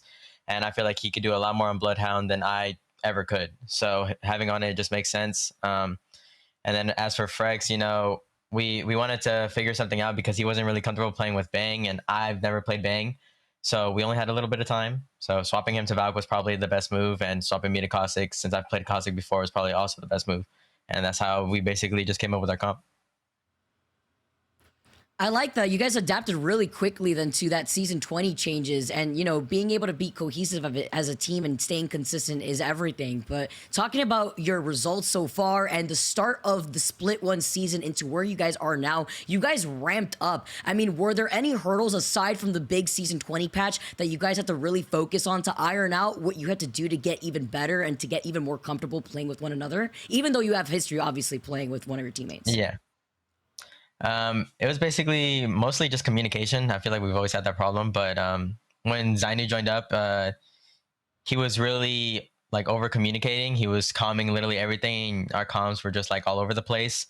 So we ended up making sure that Frex lowered down on his comms and just slowed down and focused just solely on helping me co-IGO and picking out places where we could rotate, picking out fights that are happening, and then Zainu on the other hand, is basically calling everything, mostly everything, in a fight on whether we should take it or not, or whether he believes we should just back off. And I'll just make the final call. You know, as an IGL, I feel like it's not good to have all the stress on you. So having two teammates that can communicate to me just helps a lot. Now, Phony, this is my favorite time because I've got a bunch of questions for you. And here, I get to ask them when we go over the final circles from the perspective of a professional IGL. So let's go ahead and bring those up because we've had 3 very different rounds. The first one over by countdown. We saw a lot of teams stack in here early on. How do you actually navigate getting out of countdown, or whatever you're doing, when you're playing in a tight spot like this that has so many teams in the same area? Well, actually, I did call it early. They just didn't, you know, aggress on it, but they did call that they had to push British team, and then when they decided to push British team, it was too late. So I feel like if they rushed that play faster, then they would have been able to clear that whole, you know, north side of the map and actually walk in clear. But even though they didn't call that play, Fun was also calling that there was a solo underneath that they could have looked for, and it was just a comm that was just like pushed back because it was just such a low comm. I felt like if he would have, you know, yelled that comm more to Nocturnal, then he would have made the call to drop, and they would have cleared their side faster to actually play in with Bangalore. Speaking of that, I mean, we're talking about comms and communication. You were actually saying the same thing about your squad, that it's about making space for the most important calls. So when, say, you're in a position like LG's right here, and you're prioritizing who to focus and when, do you have a system outside of volume for these things? Yeah, it's basically, like I said, whenever it comes to endgame, I feel like it's best to let the IGL call. You know, it's good to give comms as, like, you know, the fragger and everything, but if you let the IGL call on what needs to happen, then the endgame just goes very smoothly. But if you have multiple people on your team just calling, you know, different plays to do, because I know Sweet wanted to drop right there and he was screaming at Slayer, you know, to do something, but Slayer was worried about something else, and he also burned Caustical on a third party that they did on height, wasted Caustical for endgame. And, you know, it was just not just communication, but letting your IGL calm these things and listening to them. You know, it kind of helps flow the end game better. Now, cooldown management, like you mentioned, so important. I like the call out on Caustical. This was another weird situation where we saw survival items almost change the course of this game. Are you a, like, take 2 evacs, 1 Moby? Do you even pick up a Moby? How are you making sure that your team navigates the survival items appropriately? I feel like it's always important to carry a Moby on your team. I feel like 2 evacs are always worth it. I always tell my teammates to drop me the evac so I can place it where I think is best. That way they don't ever get confused on where we're going or where to place it. You know, because I know where to place it, I know where we're going, and I'm gonna make the final call. So they usually just drop me an evac if I don't have it, and they'll keep the Moby. Making sure that you're all on the same page, like, I suppose by letting the IGL keep control, eh, Rende? Yeah, I agree. I mean, and great information on this minutia we don't often get to see on broadcast or even dive into. Great questions as well, Dia, to dive into that. Volume being the only indicator of the comm difference was funny. I just imagine a bunch of people trying to yell as much as possible. We've heard some comms like that before, not gonna lie, in the ALGS, but it's nice that there are a few different ways to distinguish some of it. And here you see the standings. So, Phony, taking a look, what catches your eye here? Is their team performing well? Is their team maybe you're a little surprised at their performance so far? I'm actually surprised that XS is not performing as well as I thought they would. I felt like they were going to perform. I felt like this was their week to perform. I'm not really surprised of TSM not performing well. They seemed very uncomfortable. Even going into scrims, they seemed uncomfortable. And I feel like in comparison to DZ, they're not one to, like, even in scrims, if they show that they're uncomfortable, then that's probably where they're going to be in LGS, uncomfortable. I feel like for DZ, if they're uncomfortable in scrims, in LGS, Zero will always somehow pull up and show up. But yeah, I'm also surprised seeing Furia doing good. I honestly didn't think they would be first place right now, but they had an incredible second game. Incredible. And this guy's making Wraith work is actually insane. We told him he was tweaking, but hey, he's making it work. He's making it work. He's making it work. I love it. It's good to see Wraith back in there. And Phony, it's always good to see you on the broadcast, whether we're casting over you or whether you're joining us here for the halftime, man. Congrats. Good luck with everything coming up with SSG. And thanks for spending your time with us here. Thank you. It was nice being here. See you guys later. And I hope you guys do a good job for the rest of the broadcast. Love you guys. Awesome.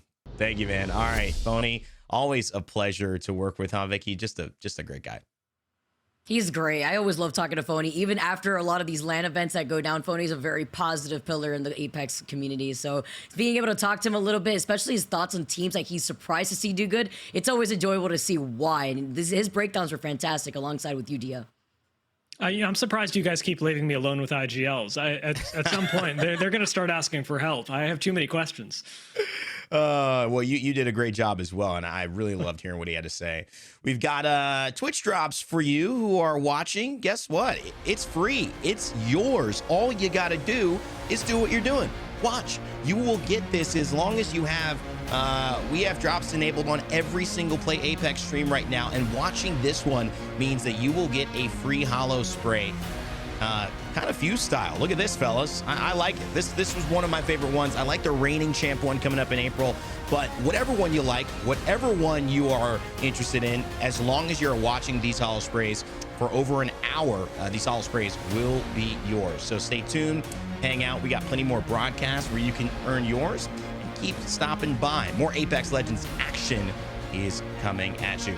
Dia, you had some great questions and so many questions that now we have to give you a break in order to just catch your breath, man. We appreciate it, and we'll see you after that in game 5 and 6. Vicky, it's you and me, though, and we get to kind of start talking Apex in a way. Well, A, first, fun to cast with you. It's been a minute. But B, what a day. And we have stakes on it. And I think I love just to kind of get your thoughts on what Phony said, which is he expected a better day from XSET because they needed it so much. And he also mentioned TSM feeling a little uncomfortable. Have you recognized the truth in that? Why, what were your takes on those things? They really love this Valk. I mean, I know Raven really loves the Valk, but I'm just... They come and perform at the very end, like when we're sitting on the edge of our seat waiting for TSM to have those results, and they really do perform to the best that they can. But now we're transitioning into Stormpoint Rain Day, and if they didn't find that momentum on World's Edge, we know that TSM usually has those games that they clutch out on Stormpoint. As we take a look at all the 3 different final circles that we had on each different match day going into Stormpoint here.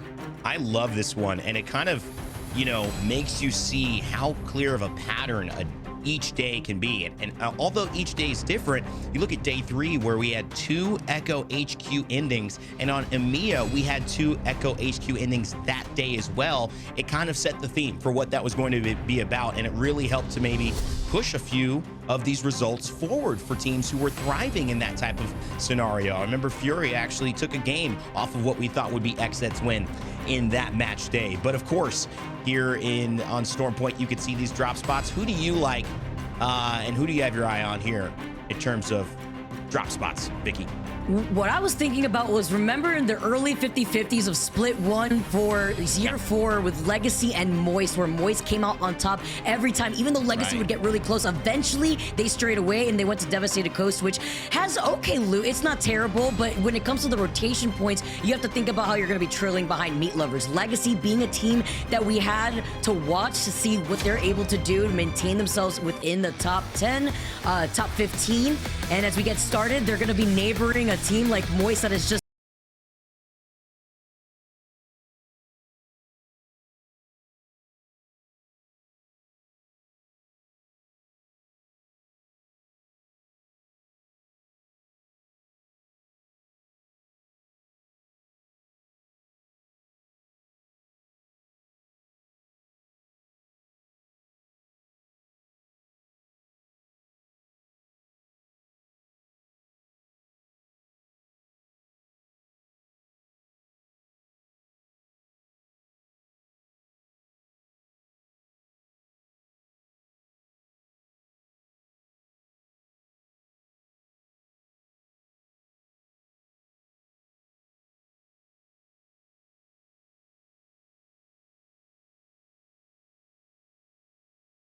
great weapon.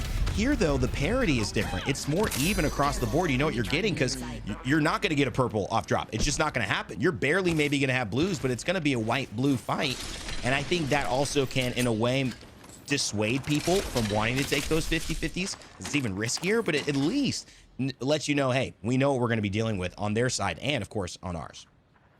You know what? I don't know what they're dealing with is meat lovers that don't go over by Launchpad and instead landing by a Stormcatcher, where they immediately took the Trident away from TSM to see if they could get the Evil Harvester as fast as possible and then just dip. You saw Verhulst actually ping them before they got away, so they're going to be taking a look at that side and that choke potentially if meat lovers are going to be able to immediately just prioritize their rotation, as it does look like that. And that means that TSM may inevitably run into meat lovers if they stay there by the edge of the circle, gatekeeping that survey beacon on top of Stormcatcher. But overall, Rain Day, seeing the circle and where it's pulling, we've seen a very similar circle pull towards that north choke point in that little small house north of Barometer that leads into Spider Cave, where Skirt is actually right behind right now. And we know that teams that early rotate to that building end up paying for it, especially with the amount of caustics that we have in the lobby.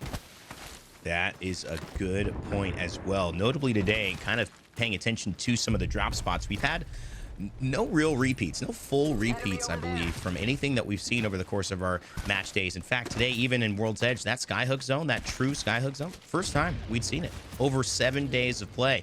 So it seems like while people are pretty aware of what's happened and they're using that information well, it might be just a slight difference there, and that can be the difference in winning. Sentinels RK in at the charge with Luda and Zanile right behind. Had a chance to maybe pull something crazy off. Zanile going down to a caustic canister, but they've been willing to fight. They've been getting points off of fighting, and I think they've just yet to put together a full win. This could be it. Gotta see here, since we are on Storm Point right now, there's also so much other possibilities to level up your Evo shield. You got the wildlife out here between the flyers, the spiders, aside from the Evil Harvesters and the bins themselves. Native Gaming, one of the only teams rocking the Seer, by the way. Seer, Bangalore, and Caustic sliding down the kill. But Klein has been making this work, and this is definitely one of those left field legend picks that has allowed Native to work into their strengths, even if it's not the traditional Bloodhound that we keep seeing from these other teams. I like Seer on Klein. Vicky, I'm a big fan of that. I know we're not seeing it, but for me, Seer really is very decent. I mean, definitely a character kind of like Wraith. I think actually maybe in a better position across the entirety of the meta to use it than Wraith. In terms of the value of those skills are still incredibly valuable. You hit somebody with a focus of attention, and Exhibit in terms of team fights are really game changing. And when you have a character that when he does the right things can change the game, I think he's always going to have a presence. Seer sometimes, though, in our leagues, just a little bit of everyone's doing it or nobody's doing it, very much like Caustic. And right now, it just seems like most of the crew have gone, yeah, Seer's good, but not quite worth it. Klein going against the grain there. But as people start to fly into Barometer, we know that at least a lot of players realize they need to do the same thing here, which is try to find a safe spot early. And while more of these teams situate themselves inside some of these buildings north of Barometer, and I like how you bring up the Seer pick, we could also talk about other counter picks, seeing the fact that there's basically a Caustic on every team minus maybe one team or two teams, which means where have the Watsons gone? Furia is the only, Furia's the only one running Watson right now on Storm Point, and it's his Watson, funny enough, that's on the Watson right now. But if there's no Watson, if we don't have Cryptos using EMP on the Caustic barrels, Fuse is another counter pick that makes sure that your barrels aren't going to have a great time securing those buildings, because those knuckle clusters end up being a problem. And especially now that Fuse could run into his own mother load and closing the gap and put in even more pressure. So many different counter picks that we haven't really seen NA incorporate versus the other regions that we've been exposed to. And I think that's indicative of people still trying to figure things out, and also it being a little bit more of crunch time in the league. Maybe if Season 20 had happened right at the start of the ALGS, it'd be different, and we might see more experimentation, some committed lineups, and then go into counter picks. But I think right now, people are trying to figure out what is the best meta. I think Caustic has cemented himself in that. I think Bloodhound has as well. And I think Valkyrie, that third character was pretty much Bangalore, but there's really a third swap off that we're seeing on World's Edge and on Storm Point. And so the counters have yet to come. I think this is where the regional finals, the regional interpretations of these metas, Vicky, is really going to show up in the next few weeks. And of course at LAN, because that's where we see APAC North typically generate more interest in terms of variety of the way that they play. And Watson certainly features heavy there, and it features a little bit more in EMEA. Talk about different legend compositions. The only catalyst that we've also been able to see right now is the cat wall has come up from enemy, engaging on a fight where they actually ended up backing up, and it's LG, but they got the utility out of them. They got that wall up, and they were just looking for an opportunity to go for that Evo Harvester, and it looks like LG did lose out on a member, which is why you see Sweet just backing away right in front of Disguised. Very hard fight right here. We actually saw this last week become the spot where the game was won. Right now, we know that that is going to be most likely outside. Well, very, very far outside of the zone. So they will have to move. But LG going at it with Disguised, who are notoriously late at rotating. A team we'd mentioned, Xset, up on the north as well, starting to make their way down, Vicky. See so many of the other teams that are sharing some of those buildings by barometer, while the fight in Pylon has not stopped. This is Legacy versus Oversleepers, and in the distance is TSM and Meat Lovers, where they neighbored each other earlier on the north side of the map. This is the difficult rotations that you have when you have such a south pulling circle, literally pulling on the opposite end of where they land by lightning rod. So Legacy now engaging on this fight by Pylon may have an invite to a third or maybe even a fourth party from Meat Lovers. This is a very interesting fight. It's a fight that could take a long time. There's so many ways to delay it, and for a solo to kind of be a bit pesky, that I think it's wise for teams to not overcommit here. And TSM, although they are firing back, you can see the Valkyrie missile swarm from Evan and trying to just say, don't mess with us now. As they move in, they're going to run into Oversleepers, who, despite being one of our, I think, in the bottom 20, maybe bottom 10 of our teams in North America overall, have had a really good set today, and I think are playing like they have some momentum onto them. So TSM going to be wearing on both sides here as they figure out how they're going to try to wrap, whether it's towards Legacy and Furia or towards Oversleepers. To highlight how much better that they've performed, at least so far today, as the Sentinel shots come out, they're actually in very last right now in the region rain. The Oversleepers are in third. I didn't want to say it unless I was absolutely sure. You know, I gave them 10 spots. But yeah. Nobody is safe. I'll say it right now. And they are in less, but this is the ramp up that a lot of these teams need to find that confidence, to find what Season 20 has brought, so that way they can come back again and figure out what they could do to stay on the top end of the overall standings. As we take a look again at more of these teams that are taking their time to rotate, playing by the edge. Meat Lovers have gone from all the way on the other side of Pylon now over by Cedo, and then you could currently see Disguise making their way from Cascade. More of these teams are going to be facing off against each other on that northern choke that then leads into Barometer. I'm thinking the choke that leads from Cedo Station in between the Spider Caves, which is why I said sometimes that small building where Skirt had taken control of early in the game could be a little risky. But while TSM make this rotate, they already got the Evo Harvester right next to them, but they're being gate kept. Let's tune into a listen with TSM to see how they play this out. You gonna cross back? I think we have to cross back and take gas and Valkyrie. Wait for the Bangle, wait for Bangle. I might die. I'm good, I'm good. I'm in it. There's an extra mech here. There's an extra mech here. Batting. Grab that mech kit. Grab that mech kit. They're getting shot at, maybe? Break this shit. Yeah, they're getting shot at. They're getting held out. Break this, break this. Maybe we can third this. Let's go to height. Yeah, they might fight, and we have third party. Okay, trying to see where we can actually Valkyrie. They are getting shot and held out though. I think we have to walk up over here now. Okay. Everybody to pop a mech kit and we Valkyrie into zone. Yep. Okay. This is my last mech kit. My last mech kit. Pop a mech kit now. I have 2 medkits. I can drop you one. I have 3. Hop in one.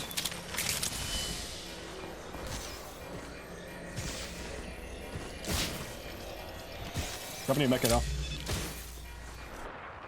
I like this decision from TSM. Why? Because in the outskirts of this fight where they were considering third party is LG in Jurassic taking a ring console. And there's GKS that are waiting for LG to finish getting that ring console to then look and poke at the teams that are still fighting like Furia and Legacy. So wrapping around that rock is definitely the greatest move that you could do, especially since you're one of the teams running the Valkyrie. Jumping right over the Jurassic Park fence though. No electricity could maintain them. It's LG that lost out on Slayer earlier. Still playing this out as a duo, and Funk almost going down with GKS taking some shots at them and Legacy trailing behind them.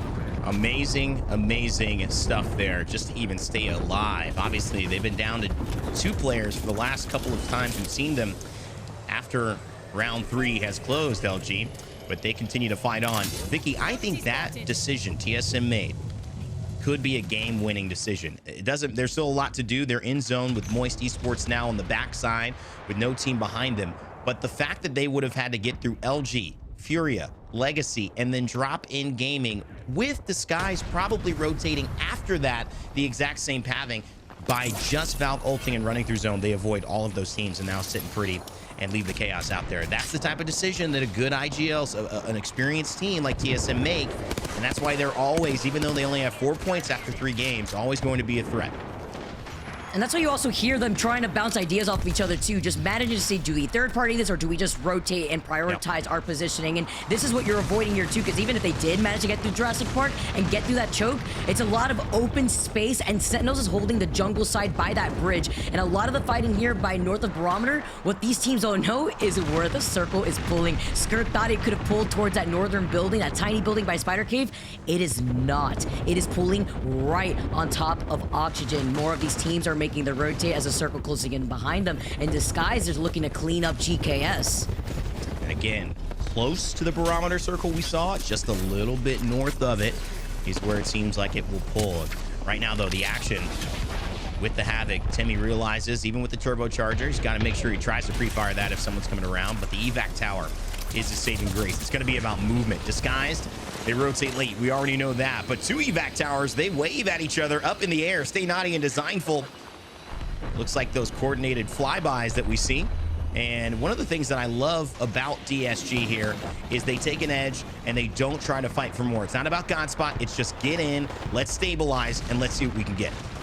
Especially this late too, when you know so many teams are already gonna find their own buildings at Barometer since the first circle. It's gonna be tough to find any space that's left, and Disguise being on that catalyst and having that catwall on landing from these evacs are equally important, but they don't really have a lot of cover to work with once more of these teams circle in, other than the natural cover that the crates to their right provide. Would imagine most of the pros are taking the 3rd piercing spike because that's just so valuable, but you know, everybody's got a different thing. We kind of thought some of the certain perks that when we first thought looked good actually have now seen them, though they look good, maybe overshadowed by some of the more utilitarian ones that suit the team. And so either way, being able now to also kind of get back to the old Catalyst after a few nerfs with her level 3 perks, you could just see the raw value of the ability means they can go, they can hold the corner, they can still be exposed like they were and survive and just buy some time, and it's not worth fighting. So a good showcase of different legends here in this one. Right there, though, a Sentinel shot goes in, but does Presley and Scurry fire right back in X set?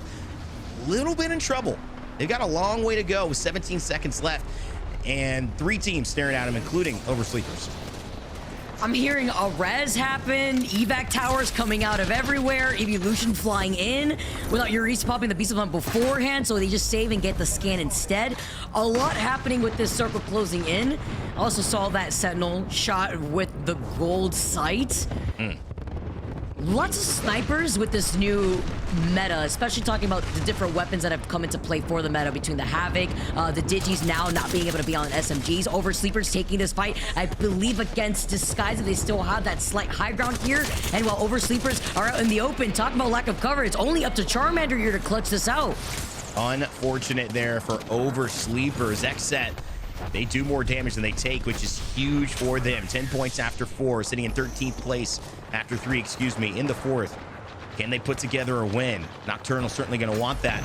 And with that red Eva 8, he takes a little bit of damage. Man, that range is crazy. Players aren't used to it. An extra 20% is going to happen here, especially on the ultimate. And so Koi trying to fire back, and with the wingman Eva 8, it's going to be hard to beat them, but they're getting taken down. My goodness, Orioles and Drop In Gaming are putting in work. Can Koi do something crazy? Oh, the wingman's good, but I'm not sure it's good enough. He can't capitalize off that. The rest of Fury is inside of this building, but he tries anyway. Well, he gets pinged from every direction. Koi gets taken out, and Exit go out in 13th. 9 lives meet them back in the lobby, and Disguise are having one heck of a game from their rotate. Now playing off that slight low ground lip. They try to push out from the building here, but Tibby's not alone. He's got Design and Enemy right there to hold hands with him. Disguise 40 points, second place, but they haven't had that W yet. We saw it after 5. Our leader didn't get a win. Disguise, though, have a chance to do that and then some. Furious still on the northern side in front of you with the Watson. They will not have to move for a while. TSM still alive, too, and maybe still in a really good spot with Moist Esports. Their only threat next to them in Oblivion out on the outside, but not in zone yet. So Furia, will they have to move? Yes, quite a bit. It's going to be a tough road for his Watson, but you can see up in your left-hand corner, Furia at the very top of this lobby. They're going to have to go all the way south, Vicky. It's easier said than done. How can they figure out this rotate here? Skyward dive? Wow. Okay. Risky. We take the risk. We take the NA Valk Skyward Dive. It's very traditional out here for a circle like this. While more of these teams are forced to play their hand in this chaos, trying to get into that next circle. Disguise, takeout dropped in gaming. They cleared this side for now before they meet up with Meat Lovers and Oxygen Esports inside of the building that they're neighboring. What a great use of it, though. Furia seemed to have landed and found a spot. We'll follow that in a second, but Disguise take first place because they're thriving in the chaos. Timmy on red already. You know Timmy knows how to do that type of damage consistently.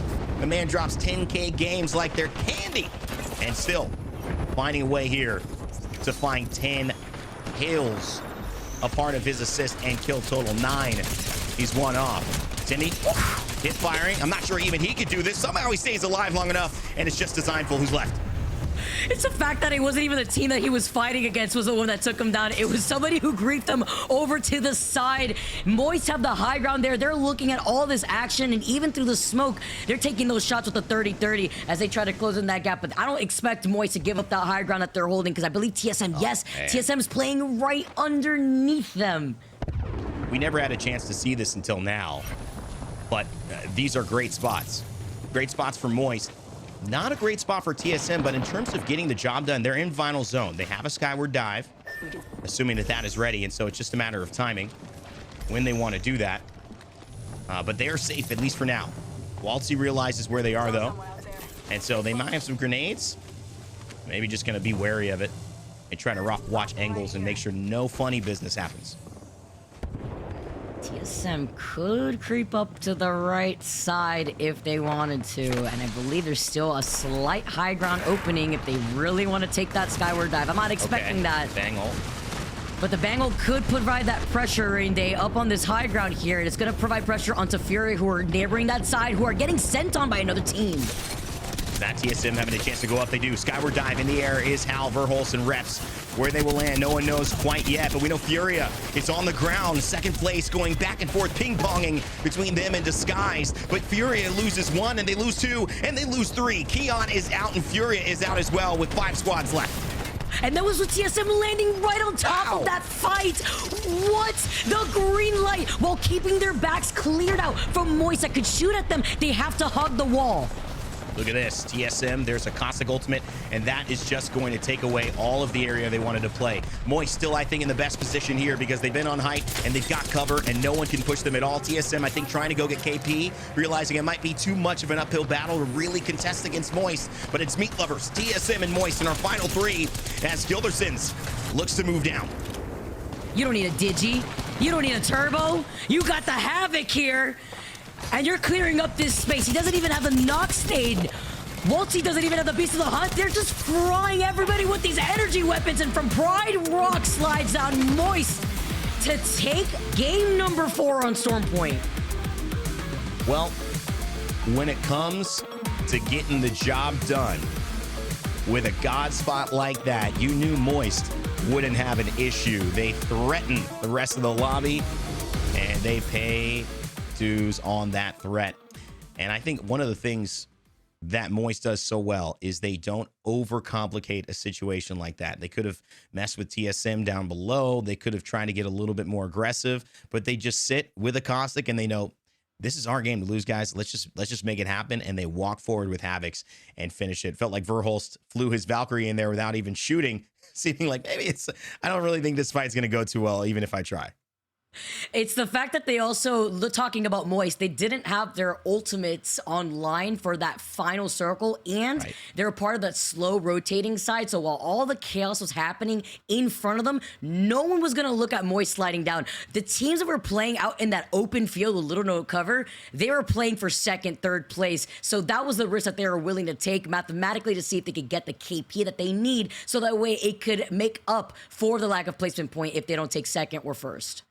It's been very inconsistent for these teams on who's winning as well, because we have seen a lot of these final zones where people are a little bit battered and bruised. The not full teams, not sitting. We don't have this kind of traditional showdown, I would say, where you get a fully healed Red Evo squad on one side, and then the same on another side, where they just go toe to toe and see who can out aim each other and outmaneuver in the mechanics. But right here, we're seeing one team really in a premier spot, and other teams thriving in the midst of the chaos before we get there. That's where Furia has really, really shown that they are dominating today. Disguised have also done really well in that, without wins yet, but being able to, as a matter of points, and I'm sure we'll see that in just a bit, showcase why they are a team, even if they're in 11th or 13th right now overall, that could win it all.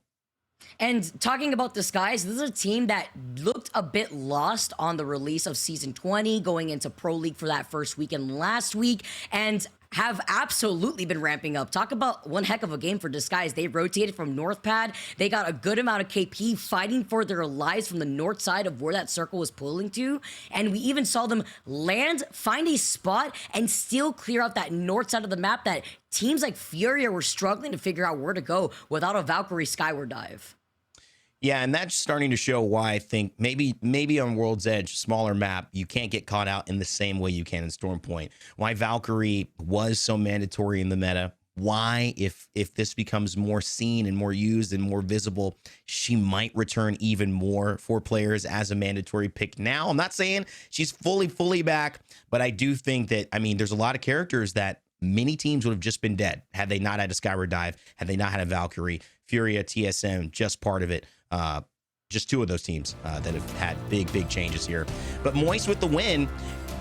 This is what I meant by the battered and bruised, in terms of teams not showing up full. It's a 23-point win, which is a really solid win. It's not a 16.1 where it's a little lower. You get 12, placement points and 4 kills. But look at all the kills across the board, Vicky. That is really unusual, but it is this chaos that people are thriving in. It's KP kind of focused today. Disguise and Moist took everything from the lobby, 11 KP each of them, while Oxygen gets 7, Furia get 8. Very kill heavy for this first top 10 spots here within this game. Really interesting as well. I think that's what's hurting some of these teams who are maybe trying to have a slower pace or not predicting zone well enough. Teams sitting in the right spots and taking advantage of fights and avoiding fights as well. You can see big zeros for 4 teams in the lobby, 5 teams, excuse me, not a point at all, not a KP, and of course not a placement. Those start being earned at 15.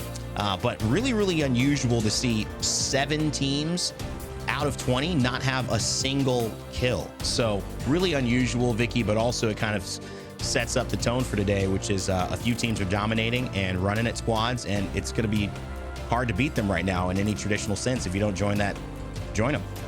Yeah, it's that hot and cold performance from LG from World's Edge into Stormpoint. It was unfortunate because we do know what happened. One of their thirds got called out in the middle trying to get the Evil Harvester. It was their Caustic big hurt box, and in that they had to play that as a duo, and then they still rotated through one of the heavily contested rotation chokes for that circle, which was Jurassic Park. We saw 4 teams try to take fights there, which is why TSM survived as long as they did, and they avoided all that chaos by rotating outside the circle. Well, let's take a second and highlight our winners of Game 4 on Stormpoint. Moist Esports, moving from APAC South. They were the second team to do so. And I don't know what it is about APAC South in North America. Genome's taking over the broadcast. He did so earlier. And obviously Dark Zero and Moist, they're taking over in A. It's kind of a joke, but in a way it's not. They are certainly incredible. And with the addition of Gildersons after the old NRG no longer exists anymore and they went their separate ways, MT and Walty have found that perfect third. And I think Vicky, man, it has really shown as we look at our series results here. What's your thoughts on that? Because Moist, with that win, find themselves in third place.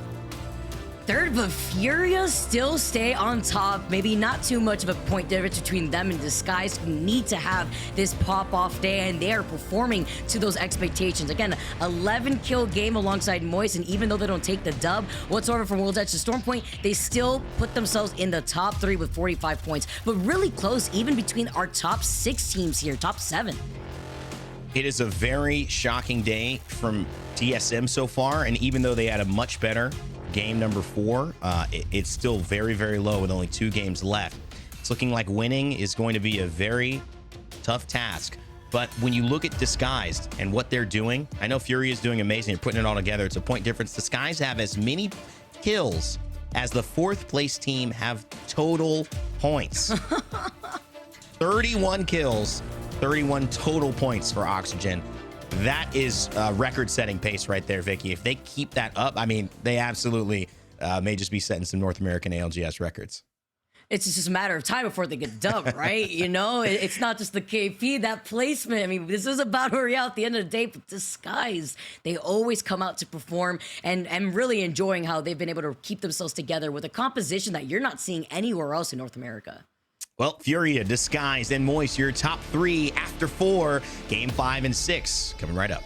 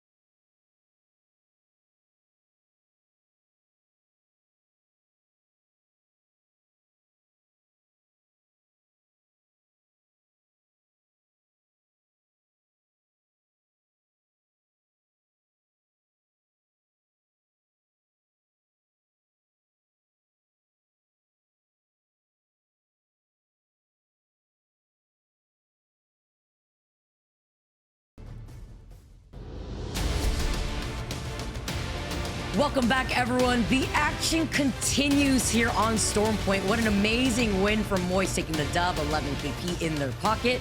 Well, we make our transition now to Game 5, where some of the teams that we were expecting to have fun, do as well as they have been so far within this first split, Dia, not doing so hot. No, it's honestly, it's been quite difficult during today's games to actually get any momentum, especially when the top teams keep crushing as much as they are. But I've got to shout out a few teams, especially Oxygen, who have kept themselves in the conversation, having one of their last days, actually their last day of the regular season. Every placement point for both Oxygen and GKS to keep them inside of the top 11 teams at the end of this split is so important. It's crazy. That's Group A that won't have any more match days here after today, as we take a look at the different legend compositions on our screen right now. The Caustics prevail once again, Dia, but we do have some swap flips here for some of the teams that found that consistency on World's Edge, going to Stormpoint to readjust to the POIs that they're landing on here.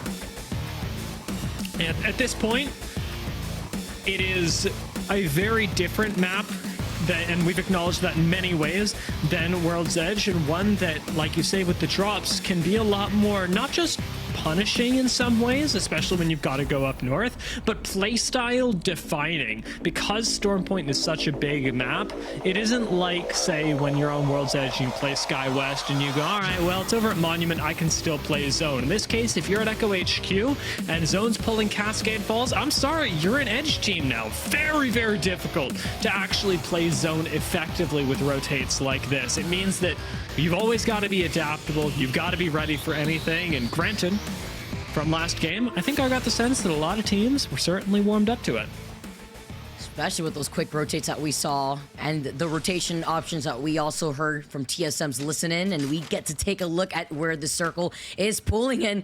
Looks like it's going to be pulling between Mill and Cito here, right by Checkpoint, which benefits Drop in Gaming and Native that are going to be rotating from Checkpoint. They'll probably have a beacon right there, as well as the Evo Harvester that sometimes spawns on the south side of Checkpoint.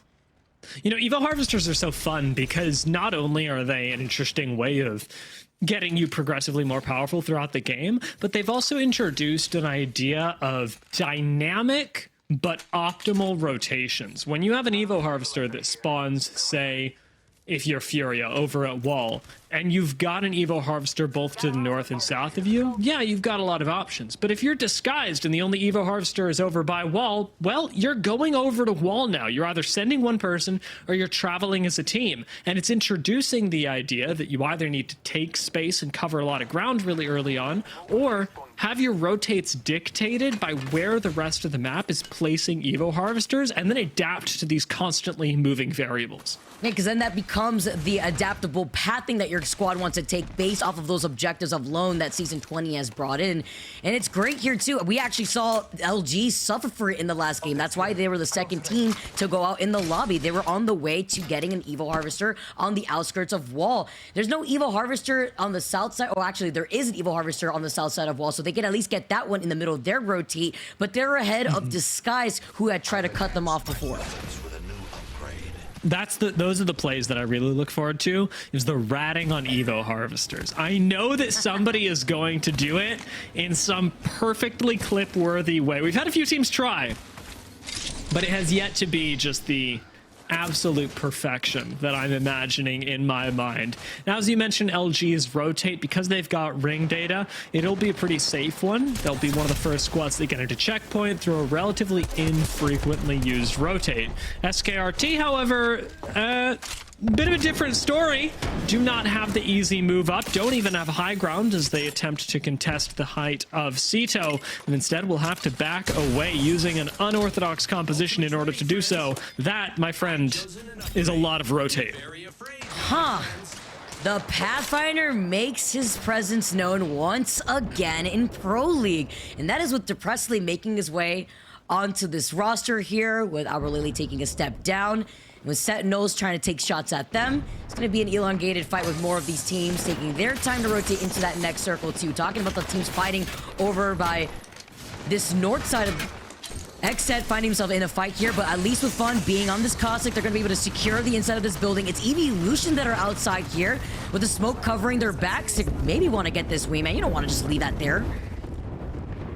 Just calling for Voodoo to take it. Honestly, I get it. Sometimes I see a wingman, I'm like, you know, it's not my day. Somebody else grab this, and Evolution get to coordinate that on their own time, given how much pressure they put onto Xset. Now, with the way Voodoo is making it work, they should be able to even take some of this building. The Rolling Thunder a bit preemptive for Evolution, but a stick onto Voodoo changes everything. Instantly forces out the Caustic ultimate, and Voodoo is still doing a lot of damage here, but needs cover from the rest of the squad. That was such a huge answer from Voodoo to send out the Nox gas before popping the shield bat, because he knew that they were going to definitely send it on him the moment that they saw that they got the stick with the Arc Star. But they're backing away from the low ground. Xset gets some time to breathe for now because they see that there's another team in the distance that are just waiting the third party. You start walking up to that building as Evolution, and it is absolutely occupied. Playing on the low ground is not what Evolution would have imagined in their perfect scenario of how this checkpoint play would go, but given that you've got Caustic, it's actually not a terrible place. These buildings are really difficult to hold, yes, but it's arguably an even more active spot since more teams will have to move in from the south side of the map, and Evolution could collect a few KP off of that with the wingman they got. Especially if they try to gatekeep from the Spider Cave side too. Happy to see there's already 9 teams that have rotated into checkpoint, sharing the buildings that we just saw right now, while LG's looking below to see if any other teams are going to rotate from the armory side, exiting out of Cedo or Cascade. So many teams like Furia and Meat Lovers that take their time to rotate into that next circle will be coming up across that armory. So with LG now taking a step back and looking at the teams that have height, they can get pinched here if they don't find a building soon. Yeah, LG's spot right now is very timing dependent. It's good in the early game, it's bad in the mid game, and it's good again in the late game. And varying between these things of how powerful your position actually is something that LG have to be really aware of based on the number of squads that are around them. Furia start to move in right behind Oxygen, and that, I think, quite rightly prompts an additional rotation. There's no reason for Oxygen to fight right now, especially when Furia are on such a roll. And you can very easily tell that it's them because, as your guys already talked about, Watson is the only one with the Watson. And full purple Evo shields too on the way of this rotate. So they've been going through those Evo harvesters like candy and taking a look at the circle. Look at the amount of teams in checkpoint right now. Sentinels is about to invite themselves to the party, playing on the edge of that northern choke, but then they may want to rotate all the way around because we saw that as a sneak peek where the circle is pulling over to the south side. The fight continues on over by Cedo, and it is 9 lives that come out and take out Skirt. Valk stocks just skyrocketed for the teams that predicted that this would be pulling into checkpoint and now are going to find out that they're wrong. In fact, very few squads are going to get advanced access to that information, since that's gate-kept by ring consoles that almost no one in checkpoint has access to. Gaiman Gladiators will find out right now, or almost go down for it, that they've got an excellent position in zone, but a lot of other teams will be waiting to adapt to this information. But Vicky, weirdly enough, this has actually already happened in the ALGS. We've already had a zone in North America that looked like it was pulling into checkpoint, then pulled into Cedo, and the teams that have done their homework are really evidently on screen right now. Gaiman, DNO, and 9 Lives are all sat in Cedo Station, knowing that this is likely to happen again. So few zones are in checkpoint. It's a miracle that a lot of teams have actually prioritized it. The mix-up on the circle, you already know it's going to be an absolute bloodbath in this next circle. They do lose out on Louis. They're going for the res, trying to prioritize that, but these 30-30 shots are putting in the pressure that they need, while Furia now make their way into Cedo, and DNO are overextending. They're just going to be sitting on that northern building on top of Cedo and wait for the other teams in checkpoint to make their way into the chaos. Beast of the Hunt does let you freely harass through the smoke, but with the rest of the team so far behind, TSM aren't able to secure any additional kills. Instead, what they're getting is priority on a rotate into checkpoint when checkpoint isn't even the spot the zone is going. Meat Lovers attempting to escape, don't have a lot of mobility tools to do so, but this bang ult will certainly help. TSM will likely have to give up the fight, starting to focus on how they'll get to the south. Their other option, of course, a Valk ult for TSM. That actually could work out quite well, even if they're to take checkpoint and then find out that they've got to leave. At least they, unlike so many other teams, have the ability to do so. And not getting caught in the fray, too. Even though Meat Lovers is shooting at them from behind, you see Reps dancing along the 30-30 shots. Waiting by the rock side here, though. They may try to go for the Valk ult with the slight lift if he could cover this ground here, but while they back up in time, it's about getting information while keeping up this rotation. Disguise is on the east side of checkpoint, but they're not going to try to fully extend into that next circle. If they do wrap around completely around the rock and they see where that next circle is pulling and they have that information, they are going to have a way easier time in that rotate versus all the other teams that are just congested inside checkpoint. Since the zone is starting to close in, there's a good chance that TSM fight again anyway, because a lot of teams are being pushed together. Teams like Legacy even, going up against Oxygen Esports on the other side of this, are going to be battling it out in Cascade. Zone 2, still one that you can rotate through, but it is a little bit more punishing, and there's a lot less wiggle room for how you'll play this out. I think that Meat Lovers is still trying to go all on the other side of TSM. They're trying to out-rotate TSM here. You saw the scan go out from Hal. Just trying to see where they want to go next. You see Rebs pinging right in top of the choke point that Meat Lovers is currently in the middle rotating to, and with them being right behind them, Meat Lovers are going to get to the circle first. If they use that EMP, if they have it, oh, they are. It's going to delay this rotate, but to delete the drone immediately afterwards, and TSM are looking to take this fight by the choke here. Defensive EMP doesn't even work. Now, Crypto doesn't really get to be a legend for the next 30 seconds. Fortunately enough, with the zone doing the work for them, Meat Lovers survive another encounter with TSM. They unfortunately rotate straight into Legacy, and you cannot curse this team any more than they've already been throughout the course of this round. Match 5 is just not for them. Tech is gonna fall. It's 2 down for Meat Lovers. 1 rat is left. TSM sitting pretty saying, well, we weren't the ones to try to counter-rotate fast, and it actually paid off for them.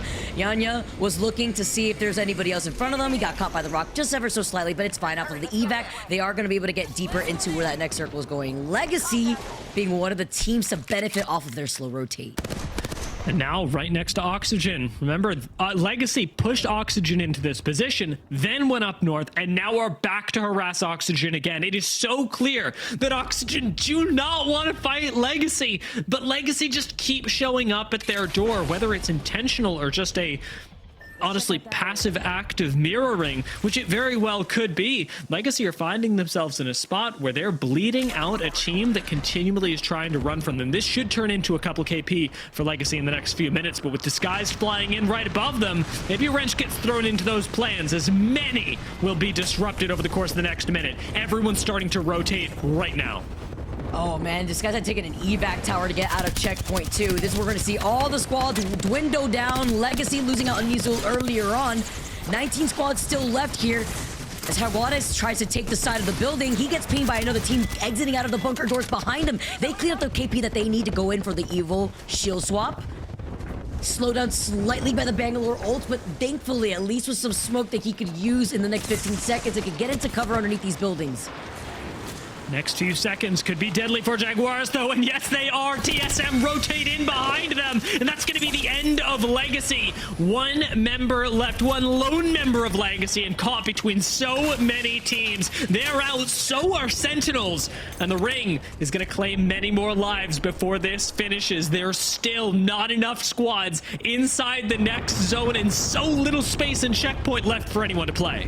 Another blessing for TSM on their rotation of options, and it's just been amazing to see it play out. Exet, a team that everyone has their eyes on right now, still rocking full blue evos, but they have this feared side as they try to rotate right now into that next circle. They're about to meet up with LG, and guess who's gatekeeping both of these teams? It is Oblivion, who have not moved from the inside of that cave. Normally the low ground is not good, but when you've got 2 teams in front of you, you should be able to third party effectively. Unfortunately, dropping Arcology early changes this dynamic. Oblivion are now weak on the low ground, and everybody is going to start committing into that area to be the one, ideally, that comes out on top. That sort of last squad standing. Next set first have got to clear their backs, do pick up a few kills here, and we'll get shield swaps as a result to give them a little bit of temporary HP, even if it's over their current evos. Will Oblivion bunker up inside? Now down their Watson, down their big defensive tool, they likely have to give up the space because XZ are not going to stop for a duo. As they creep up here, close in on the door. Oblivion looking to their backs. They are playing at the Evil Shield's disadvantage here. Nice scan to also give them enough information. 12 squads left, and Oblivion need to capitalize in the next 25 seconds before the circle closes in, and Oxygen just get right behind them. XZ don't have time to flirt with Danger. They've got to commit. They've got to ask Danger on it. Nocturnal is doing so now. Sliding on 4, takes down Akimbo. And now, popping the heals, just needs to clear out a few Watson fences. Koi should be able to do that for them. Fun. Right alongside, they've still got an evac tower in the toolbox for XZ, and just 1 member of Oblivion left ratting things out behind them. Smoke will cover them on the way out, and XZ face down their next foe, Oxygen, who have survived the gauntlet of Legacy and TSM and Disguised all rotating in alongside them, and currently hold just underneath the rocks leading into Cito. And now these guys are going to be forced to drop down, popping Beast of the Hunt. Right underneath them is TSM. They know they send out the Thermite, stop them from trying to out-rotate them. Timmy trying to play off the rock, but they're getting shot from behind too. And just like that, Disguised melt in the water. So many angles on them from Cito to TSM. On the opposite end of this small bank of fresh water, Xset and Oxygen are still fighting, giving TSM the opportunity to third party and throw a wrench into Oxygen's plans. They could kill 2 separate squads here if TSM timed this right. That was the solo from Oblivion that had pressured Disguise from behind. Blinkster griefing Timmy after getting cleaned up from TSM. But now TSM, out in that slight opening, they really only have the rocks to play off the lip from, and they know the exit is to their right. If they show their face, they're just gonna get beamed by Oversleepers, who has them in their line of sight, and Moist, who's behind Oversleepers that have that height. If you told me that going into this game, with the way that Oxygen's been pushed around, bullied by so many squads around them, they'd be sitting in the dead center of the next ring, at this point, I would have called you a liar. But with Xset right next to them, who's to say whether they survive? Well, I'll tell you who. It's going to be Xset. So let's jump into a listen-in with them and see how they approach the next ring. Just throw the boom down. They're definitely just gonna Valkyrie. There's no way they don't. Careful. I don't think they have the room to Valkyrie. Like, Okay. they have no room to Valkyrie. Like, if they Valkyrie, it's just gonna get canceled. I think They can play behind this rock. They can. Enemies here. Just get ready to pop the balloon. Pop the balloon. Okay. I'm popping it now. Okay.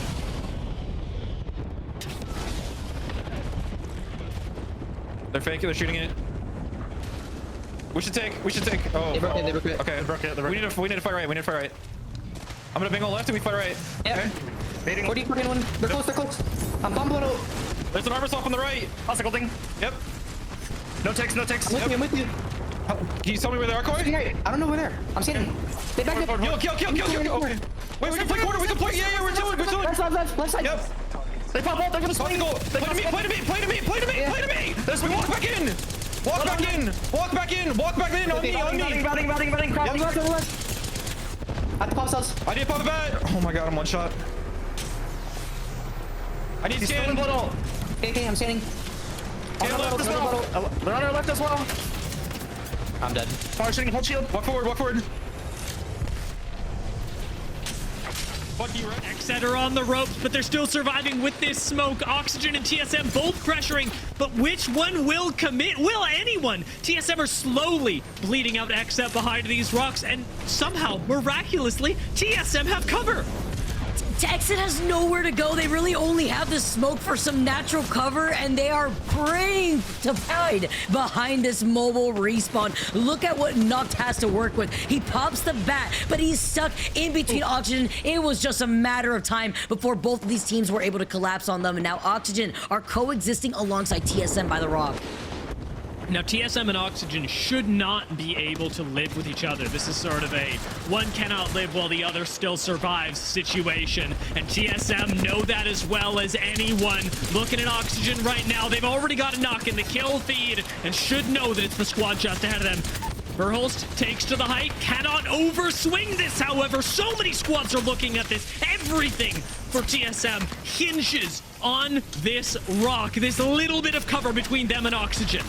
It's just free range for the team shooting at them from Cito. TSM take out Oxygen Esports, our 4 last remaining squads right now in this final circle. You got DNO still alive, TSM, Furia, and 9 Lies. And of all of these teams, TSM should be the last one that has to fight. With Furia, 9 Lives, and DNO all on the opposite side. No catalysts in this lobby. No way to separate yourself for just a little bit of breathing room. The zone is the one thing that will force all of these squads together. And Lacer's got a fantastic position, but it's still not one that's going to age particularly well. Just a gargoyle hanging out on the high ground before he's forced to drop down. See the team right in front of them. No turbo on the Havoc. He gets beamed, having to hide behind the fence line to his left. So we TSM that know exactly the squad that's hanging out on the other side. Call in a Moby for what it looks like here for some extra cover. It's going to be crucial with all these teams looking at TSM here. Black Hole activated. And 9 Lives actually trying to call in. They actually trying to push on TSM. This could grief both of these teams and be the green light for Furia. There are so few Horizons in the lobby, but just the last one standing ruins TSM's game. 9 Lives take them out. Well, they've got a bit of cover themselves. Don't have the manpower to fight. Instead, Furia down to just 1 is going to make this a real chaotic endgame. Watson popping a bat behind knockdown shields. Left to attempt a third party off of the back of this. Gets the shield back, immediately drops them again in a 2 versus 1 scenario. And the melee is going to be enough as 9 Lives go down. Watson comes in the final 1v1, and Watson clutches game 5 for Furia. Are you kidding me? Here's Watson! Another dub for Furia. They took game 2 and they take game 5. What an end circle that was. 9 Lives. They opened the floor for Furia. They gave that to Furia.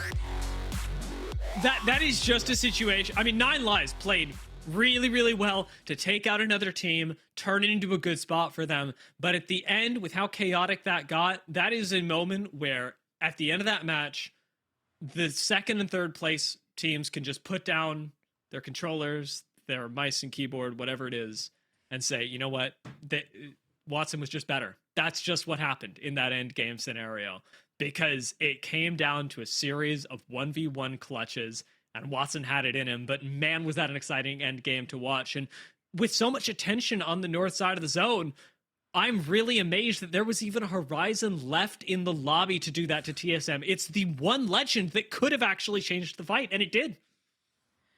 And they closed in the gap, and they capitalized, fully collapsing on TSM at the end, giving Furia the ability to have that entire south side exiting out of Cedo free range. So they just were able to waltz in, and we did see the pressure come up for Furio. That's why his Watson was the last one alive. He managed to pop that bat behind the knockdown, which is what came in clutch to find those individual 1v1s, whether it be between the Valkyrie to his side or the Gibby at the very end playing on the back end of that Moby. Yeah. It is really amazing to watch the way that the legends interact in that end game. But like you say, just a little bit of clutch play, a little bit of nice navigation and knockdown shields makes all the difference. You know, interestingly enough, who wouldn't have gotten taken out by Horizon ult is Furia, because they have Watson. They are probably the one team that would have been safe from that, and just didn't go that way. Just didn't go that way. I do want to shout out as well, Oxygen playing that really well. Despite them getting sent on by TSM, which is a good play from both sides, Oxygen survived a lot, got to a good place, got a few kills, should still be keeping themselves high up on the leaderboard. Our overall standings after that match are ready here, guys. Furia take the dub, but 9 Lives top 3 with 16 kills. A team that was in 24th in the overall standings in NA just had a 16 kill game and a 3rd place finish.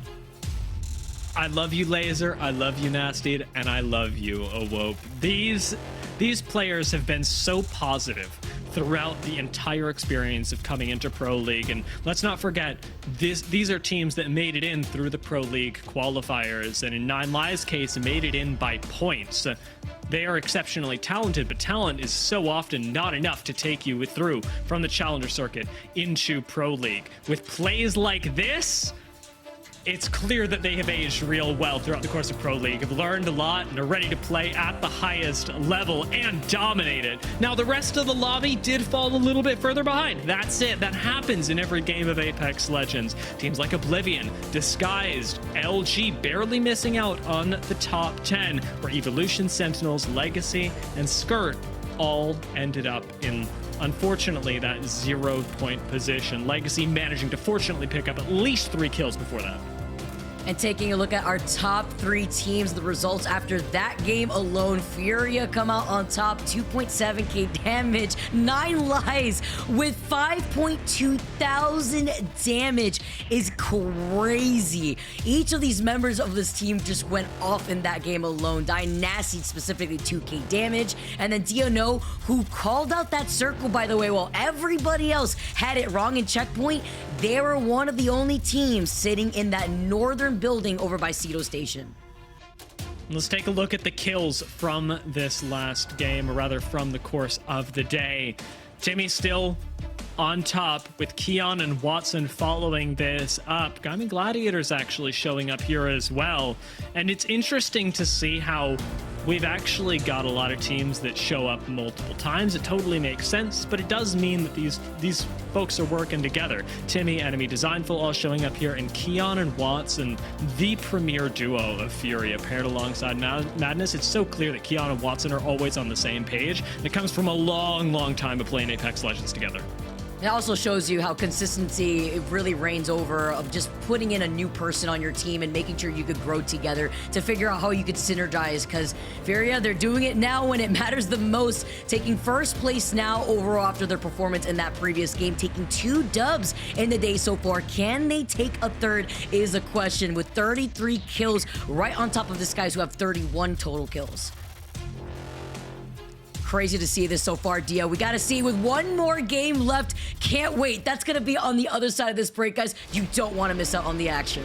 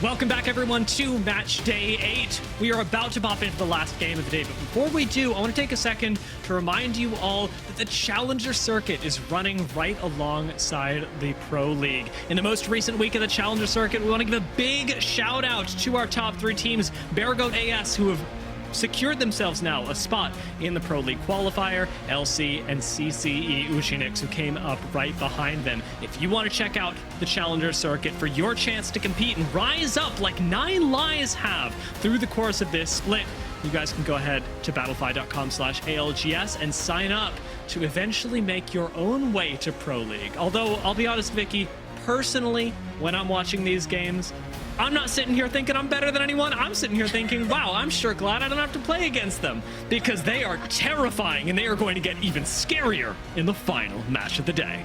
Dia, it's about being the Titan yourself, especially when it comes to this final game of the day.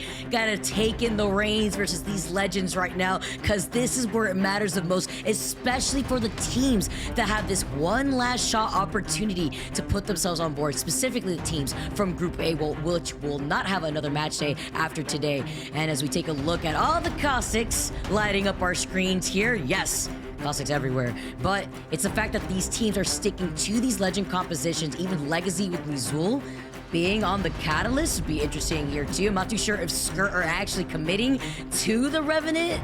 Gonna have to see that too, because I mean, we did see them with the Pathfinder earlier. Game 6, it brings out the best and the worst in us, Vicky. Everyone wants to try something. And if your strategy so far hasn't worked, sometimes that just means pulling out Rev. Because, I mean, as many of us will know, playing Apex Legends regularly, Revenant can be incredibly powerful in the right situation. We don't tend to see it nearly as much in pro play, because 75 health in pro play off an ultimate, doesn't mean nearly as much as it does in ranked, when you can swing somebody alone pretty reliably. Here, it's a lot more difficult to coordinate an isolated swing onto one person when a lot of teams are practiced at covering each other. What? This is a heist. We're taking the Trident, and the Trident is gone. Meat lovers don't get it. TSM get Lightning Rod and the car, and meat lovers have white shields and a dream. Verhos just thugged out that Trident right underneath meat lovers. I can't believe he got away with that. Off the rip. All right, that's definitely one way to start our final game of the day, as meat lovers are just gonna have to run down the hill. No Trident ready to go for them, and Verhos saw that in the last game, by the way. It's such a weird power move. Like, TSM already have Valkyrie. They don't actually need... The Trident is a more dangerous way for them of rotating through the map. But you know what? They get it. They deny an advantage to another team, which I will give them as a tactically beneficial play. It will mean that meat lovers have a slightly slower rotate. They should get Stormcatcher and all of the benefits there with ring console, survey beacon, evo cache, everything, and then be able to make their way into a zone that is pulling us really far up north. And it's time, Vicky, for us to talk about this zone, because while we've got a lot of teams making their way into it, it is going to be really, really far north, which means that teams like Disguise that already land at North Paddock will have an advantage, as will squads like Furia who land over at the wall. Furia, by the way, who have already had a really good day. Skirt is really taking their team name to another level here, and with a very interesting comp. I mean, every man for themselves when you see the Vantage and Revenant coming out, at least in my own ranked games, and it looks like we are going to be able to get that ring console thanks to that perk that you're able to get with the Vantage now, with the Blue Evo. But having that information south side of Barometer means that they know that Oxygen is to their north side, so they're just gonna get right back into the Trident and skirt their way into where they see the circle is gonna be pulling, which is, by the way, Dia, that north side of Launchpad could easily pull more so towards Launchpad, but it could also pull towards those bunker rocks that you currently see LG rotating into. Yeah, LG, white shields, not fantastic right now, but they're sacrificing their early Evo for a better rotation, a spot that can actually not only put some pressure on Disguise, but hopefully share space with them. That's what you want in the long run as LG, because getting into the north side does come at a premium. Everyone else will have to fight through a lot of open space, and even when you're running Bangalore, that can claim a lot of lives. GKS's position perhaps a little bit less wide open, but also really active. GKS having blue shields is great, but from a spot like this, should they choose to actually lock it down for the long term, they're going to need kills to go alongside this. That's one way to start it off, with having the 2x4 on the G7, and the only issue here with this position, as early as it is you have to consider all the other teams that are going to be rotating from down Beast and Mill. Evolution, Sentinels now, meeting up with one another on each end of the rock. Eureka had already popped the Beast of the Hunt. They see them actually trying to navigate around the horizon after getting... This will be a knock here on the other side. Actually just getting the scan on the other side of the rock here. Y gets beamed, so he's forced to back away and pop this shield bat. The fact that we're contesting this in a 2v3, though, little bit sus. Sentinels don't actually have the resources or the numbers to fight Evolution, so them actually trying to fight at all is only delaying a rotation that's already scuffed. We'll see how Sentinels manage to survive. It has not been their day so far, and honestly, at this point, Sentinels can't really afford to have one that isn't. They're in 21st place in the overall leaderboards going into today, and you've only got to be 22nd in order to drop down into the relegation and have to fight things out in the Pro League qualifier. Makes things a little bit tricky here and puts even more pressure on their shoulders while they play that out as a duo. LG with Sweet shooting down the Prowlers here. They can get some extra Evo Shield charge, and they do need it here looking at the double whites that they're still rocking here. Nemesis and Havoc in hand with double energy. They see a team landing right on top of them, and these are the bunker areas that we were talking about, playing off the low ground of where this next circle could be pulling towards.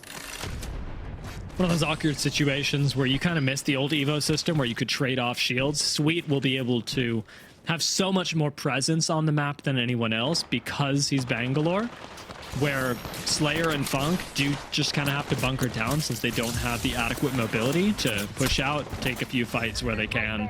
Evolution back off once again, largely playing the open space, but have taken down Luda and get to continue farming kills, as it's evident they're doing out in the area near downed beach. This won't be in zone for too much longer, at which point Evolution will eventually have to contend with a team like GKS or make their way up through checkpoint, which I much prefer since it's got a survey beacon and plenty of ways out through it.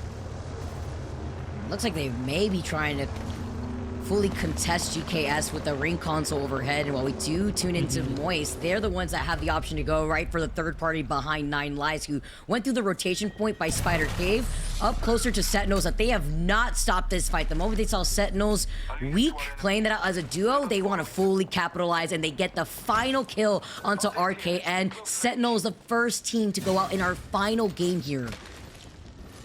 This will mean that Sentinels, as we said, already in a tenuous position on the overall leaderboards, have only 1 day left to rectify that. It would be a big surprise to see Sentinels drop so far down. They've got to play through the PLQs, but it's honestly the situation that we're looking at right now. It's a very significant possibility. Oxygen, as they've made their way today through in the opposite direction from a middle tier, almost playoffs qualified team to with several great positions, one that can feel actually pretty safe in their sense of going to playoffs, is missing one right now. One bad game could push them a little too far down leaderboards and make it all the riskier as to whether they actually qual into LAN or not. So much to talk about here, looking at the teams that are now still making their slow rotate into that next circle. TSM being one of them, probably on a Trident, exiting out of wall to go for the north side of the circle. LG have not moved from the spot. The flyer was taken from him. It's fine, they still have the Prowler nest right in front of them. They just do not want to get called out in the middle of this Prowler nest because it is Oxygen and Oversleepers that are looking at them from the armory side of things. I don't mind LG playing this space long term, especially since the zone is likely to pull further north in the grand scheme of things. Turbocharger just on the floor for me, says Sweet. This is a wonderful place to be, and especially now that LG are all on blues. TSM with a bit of a predictive approach did have the opportunity to grab ring scan by wall, but will instead play in the open ground, not wanting to share space with squads like XZ that have already put themselves out on the northern fingers of North Pad. And that was off of the Skyward dive too, so they got a little bit of a scan to see where the other teams around the area are, while nobody's going to contest them or give up their position while they hold that boulder in the ocean. Legacy engaging in a fight here too by Cascade. They take down Scurry right behind the rest of Skirt. We're playing inside of the building. Depressedly actually manages to hide in the corner. Legacy just continuously moving along. They don't have a Bloodhound here, which is huge when it comes to finding that rat that's still alive. I can't believe they missed that. I mean, that means banner recoveries, that means heals, that means you can even actually, as Skirt, go down south of Cascade and pull off a whole res before Legacy are any the wiser. They're already starting to path down though, so keep your eyes out. If you see any pings, and we do, on the last remaining member, Hambino does go down once again. Getting in the Trident is not the move that we perhaps thought it was, and Skirt do go down. Unfortunate for them.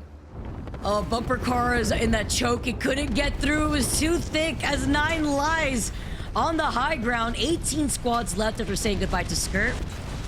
Taking this fight over on the north side of checkpoint. Up on the high ground, they see the team that's right next to them. They jump off of the evac tower to take control over the roof. Nice scan here. And before they drop down, just trying to see if they can hold a different angle. I love the different angles that we're seeing from 9 Lives. They are playing this amazingly so far. Remember, if any legend can do it, Horizon can finish a fight. Watch the use of the ultimate as a Wope goes down. 9 Lives Gonna have to get a little bit panicked now as Nasty even almost falls. Senox really doing a lot of work with the Mastiff, and in comes the third party from afar. We may not even see a black hole to close this fight out because other squads will do it for you. Moist coming in at the perfect time as they usually do. Waltzy gets that knock onto Duplex. And now it's a matter of cleaning up on aisle 3. 9 Lives, surprisingly, still alive even after that initial engagement. That's just a bit ridiculous, isn't it? Moist just walk in and clean everyone up like that. It looks so simple for them. A few cooldowns expended, yes, but it is by no means the end of the world to be down a Caustic ult. It will be a little difficult, however, to coordinate the next rotation off of this. We're expecting evac towers from here. Crust actually thinking about taking one, and Moist more than ready to try and beam off of the evac tower as they do now. Will Crust survive? He's on the Gibby. He's literally two-shot, basically. He gets away in time and gets out of the scary hands of Moist. So that's 2 solos that we have to work with here. 9 Lives and DNO. Legacy still up with the horizon. Now that 9 Lives have been taken down, they are one of the last ones, and they find the only team they could have possibly engaged with that easily. Oxygen, who were immediately booking it out of the armory. Account wall expended too, a little bit odd for Legacy, but it does keep other teams from effectively firing at them while they pushed up here. And it'll mean that they get at least a few more KP before ultimately having to find their way into cover. This cat wall expenditure, though, does mean that the Oxygen fall, though a few kills go their way, you no longer have a lot of safety as Legacy to move in towards the next zone where Oversleepers will actively gatekeep you. As they just retreat right back towards the armory. Huge cracks coming in here. That disruptor ringing in my ears right now. They do lose out on one right now, but he is him, and he's trying to even playing off the low ground, playing off the lip, still finding some more of the suppressed fire. A1's still clutching this up. Has tech, has hikes, has already taken down 2.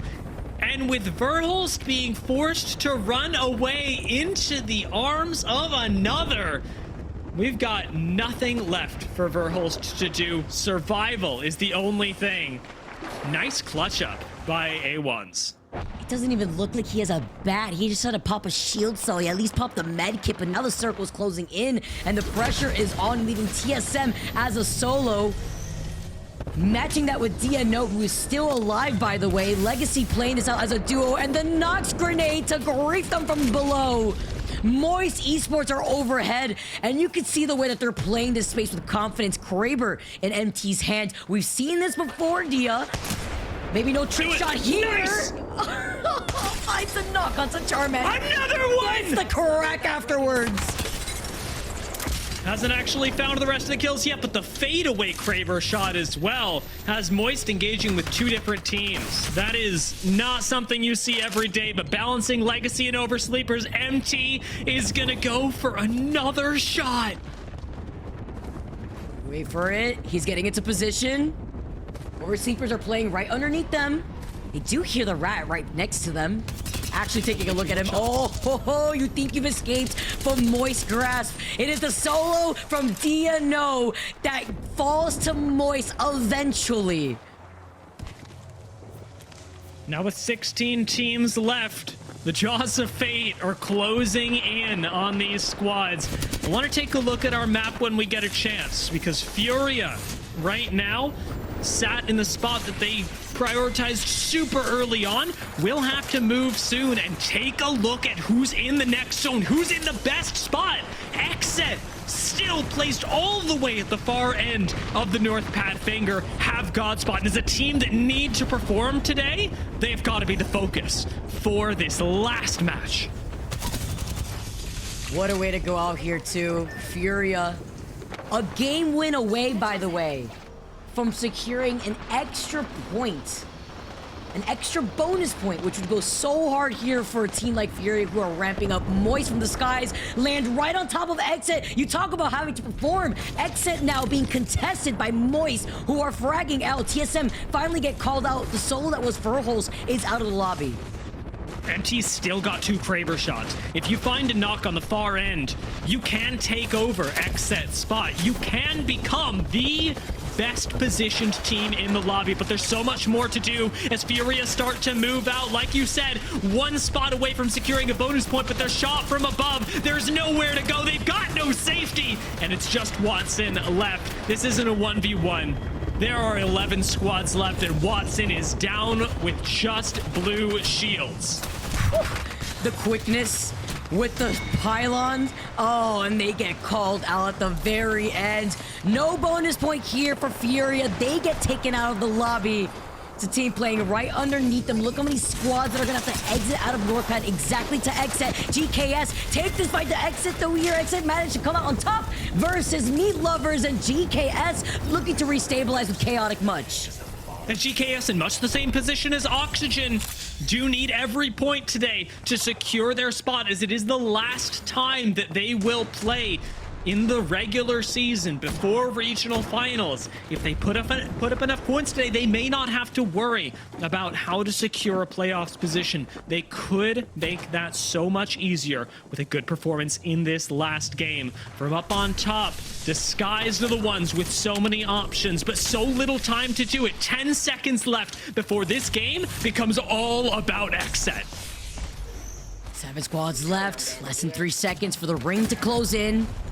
Gladiators closing the gap here. It's a calm before the storm after the scan to get the information. They have to make sure their backs are cleared. They ping right behind them for the teams that are gonna have to cross over the water, and they see them shooting at them. The G7 in Chaotic's hand, dealing just enough pressure, but they're gonna have to start wrapping up and actually closing in this gap. Gladiators are gone. And GKS take the next Caltrops, the next bit of cover that they've got. Not a whole lot to their name, but no team has real good positioning outside of XSET, who run this lobby right now. Red shields on Nocturnal, and they manage everyone. Be it Oblivion, be it Drop-In, be it GKS, nobody can step up to, oh my lord, XSET! Sorcerer throws in a couple good nades, Oblivion go down, but again, still beamed from afar. We're down to the top 3 squads, and XSET are just gonna walk in and take this. XSET have no competition in the last game. XSET are your Lisan Al-Gaib, taking the final match of the day and securing themselves a good spot in the overall leaderboards. From the calling to the vision, they saw where that circle was going to pull at the very end, holding the best spot that they could hold. And that was with what? 10 KP with a huge jump that they needed? They were sitting, I believe it was 16th or so right before that game. And that has absolutely allowed them to skyrocket to top 5 at the very least. I can't believe that they got that much plot armor in the final match. And again, you said it. Not a great position, around 16th in the overall leaderboard, or rather in the match leaderboards, 17th in the overall leaderboards. They need every point possible in order to push them into that top 11 situation where playoffs gets clinched, because otherwise you are going to be left relying on regional finals, and that's a fate you want to avoid. Especially if you're playing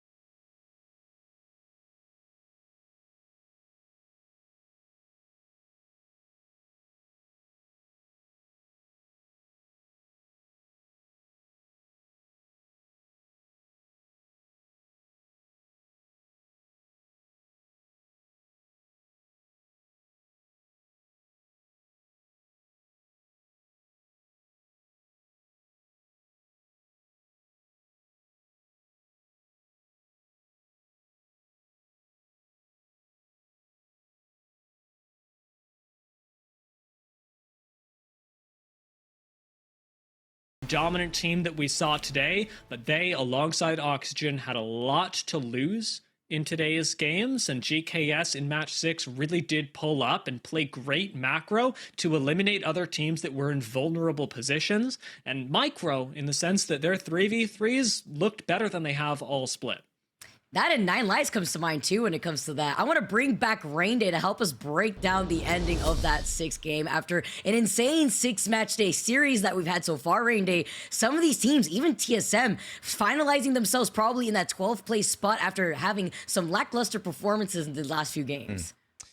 Yeah, I mean, it's been a question mark for a lot of teams today. And I don't know, for some teams like Furia, maybe it answered some questions. And I think it put a period at the end of that, maybe even an exclamation point. For teams like TSM, Phony was a little too on the nose with that. Uncomfortable is how they kind of ended up feeling. Things didn't quite go their way. Maybe even raise some more questions about this meta and how things are working. But we also know that this was atypical when you saw the way these zones, these final zones were turning in winners. We were seeing more points given throughout the course of the game just in KP, let alone the placement. So yes, it was a frenetic lobby. And as we go back through these final circles, you remember that on Stormpoint, we thought World's Edge was kind of crazy. Stormpoint even got crazier. And in game 4 was really about movement and taking those moments where you could make something happen and doing the most with them. Teams who were sitting, who were passive, they were not getting the same level of results. I know we're going to hit those final circles in just a second, but even speaking about it, Vicky, just to finalize my answer to your question as we now are going to jump over there, I think that this is specifically in Apex signaling two things for us. It's signaling some teams are just finding rhythm. Some teams are, you know, in that place of desiring, in the need of really needing to win because they know they may not qualify for LAN. The other element is that I think the uncomfortableness of what is the go-to choice for a meta like this when you're struggling. When so many characters are now on the board, so many things could be the problem. Rotation, communication, legend choices, timing of fights. It's a lot to handle, and I think it is just going to take a little bit of extra time. And while we might be seeing some squads, even like here, TSM doing a great job to get into it, they can't quite get it completely done as Moist walk their way through it. So there's a lot of levels to this. I'm sure the fans also watching at home, seeing a team like TSM not perform this way very often. A little shocked, but this is all a part of the growing pains of learning a new season and 100 new different abilities. Honestly, it's also considering the fact that we're literally relearning a whole new meta with a change that has completely shifted the way that Apex has been played too in the final game, with these perk systems being included, 100 new perks and different playstyles being presented with so many other teams experimenting with that Rain Day. Yeah, and do you trust what's worked in the past, or do you experiment and trailblaze? I think it's a lot easier for a team who hasn't been doing well, or a team that has nothing to lose, to obviously go ahead and say, well, let's just try this, and it starts working to ride that wave of momentum. But Dia, in Game 5, it would be Furia who would continue to ride that wave in this final circle. And they are, I will say, Rain Day, doing it off the back of exactly what you mentioned. A team like Nine Lives, who was sitting there in this final zone going, we've got nothing to lose. Furia get to walk in, take their spot, turn it into a game win, and with some pretty stylish play, I will admit. There was style involved in this. It wasn't all macro, as much as I love it. You know, you got to have some style points no matter who you are. His Watson, you know, there's a few people who have come in and out. We've seen Alb leave and announce his retirement just a few weeks ago. His Watson retired, but back, and you feel like watching this play today, he never left. In fact, Furia looking as good as they had when they were second place in the overall championships the first time they made a LAN and pioneered that Seer meta that kind of got us very, very aggressive here. Game 6, though, Vicky, you just cast it. Walk us through this one, because obviously it was GKS who were looking pretty good so far, but they didn't end up with a win.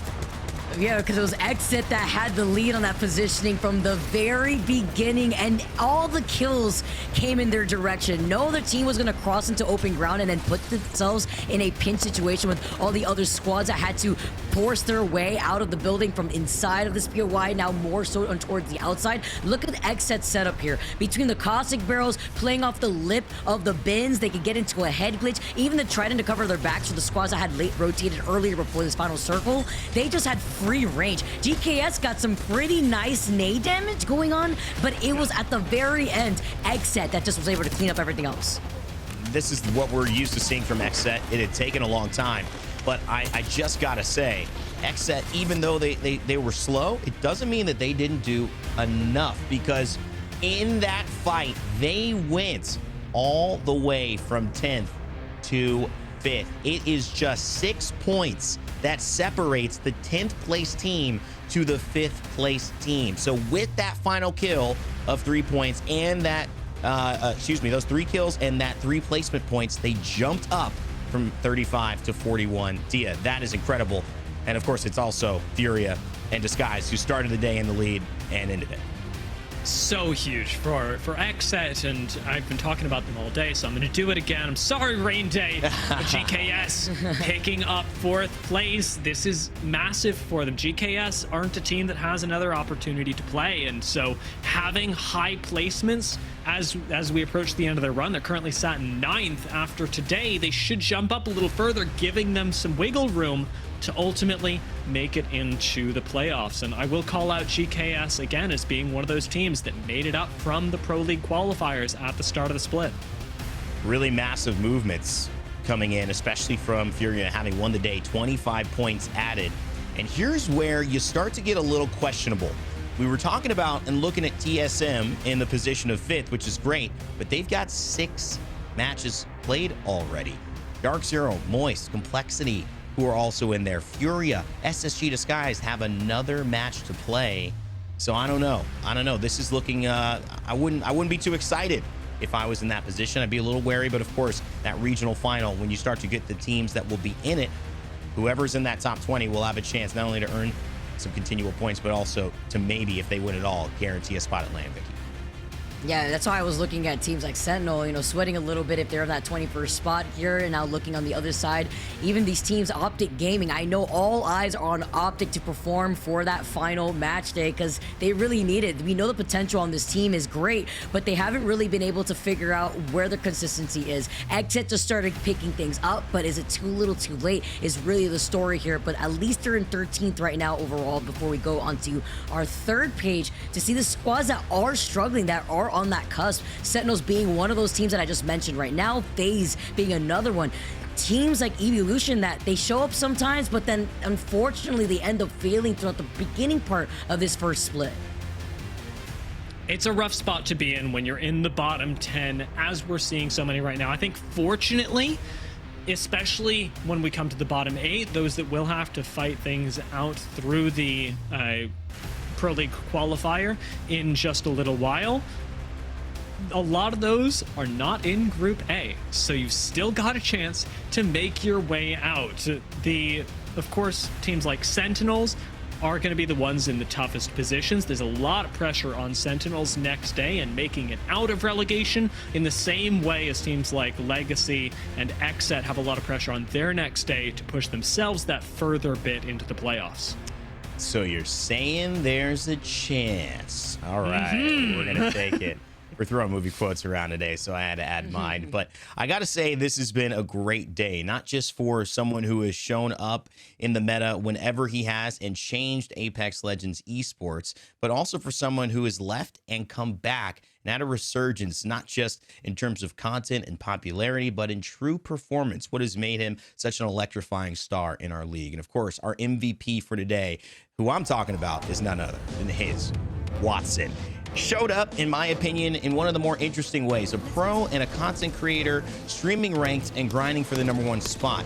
Got into it with Hal, and the banter quickly grew into a team that, when they went to LAN, kept that same playstyle of being aggressive, running at players. And now what it's seen is a talented person has become an experienced person, and he's added 2 other players next to him. I'm Madness, who has been one of our most celebrated pros from just staying in the league for so long, winning with CLG back years ago, or for some of our summer playoff moments, and now putting it together with a person that he calls a brother, Keon, and having the right pieces around him. His Watson clearly has the leadership and has the inspiration for his team and the trust, more importantly, by his teammates. And I think this is a squad now.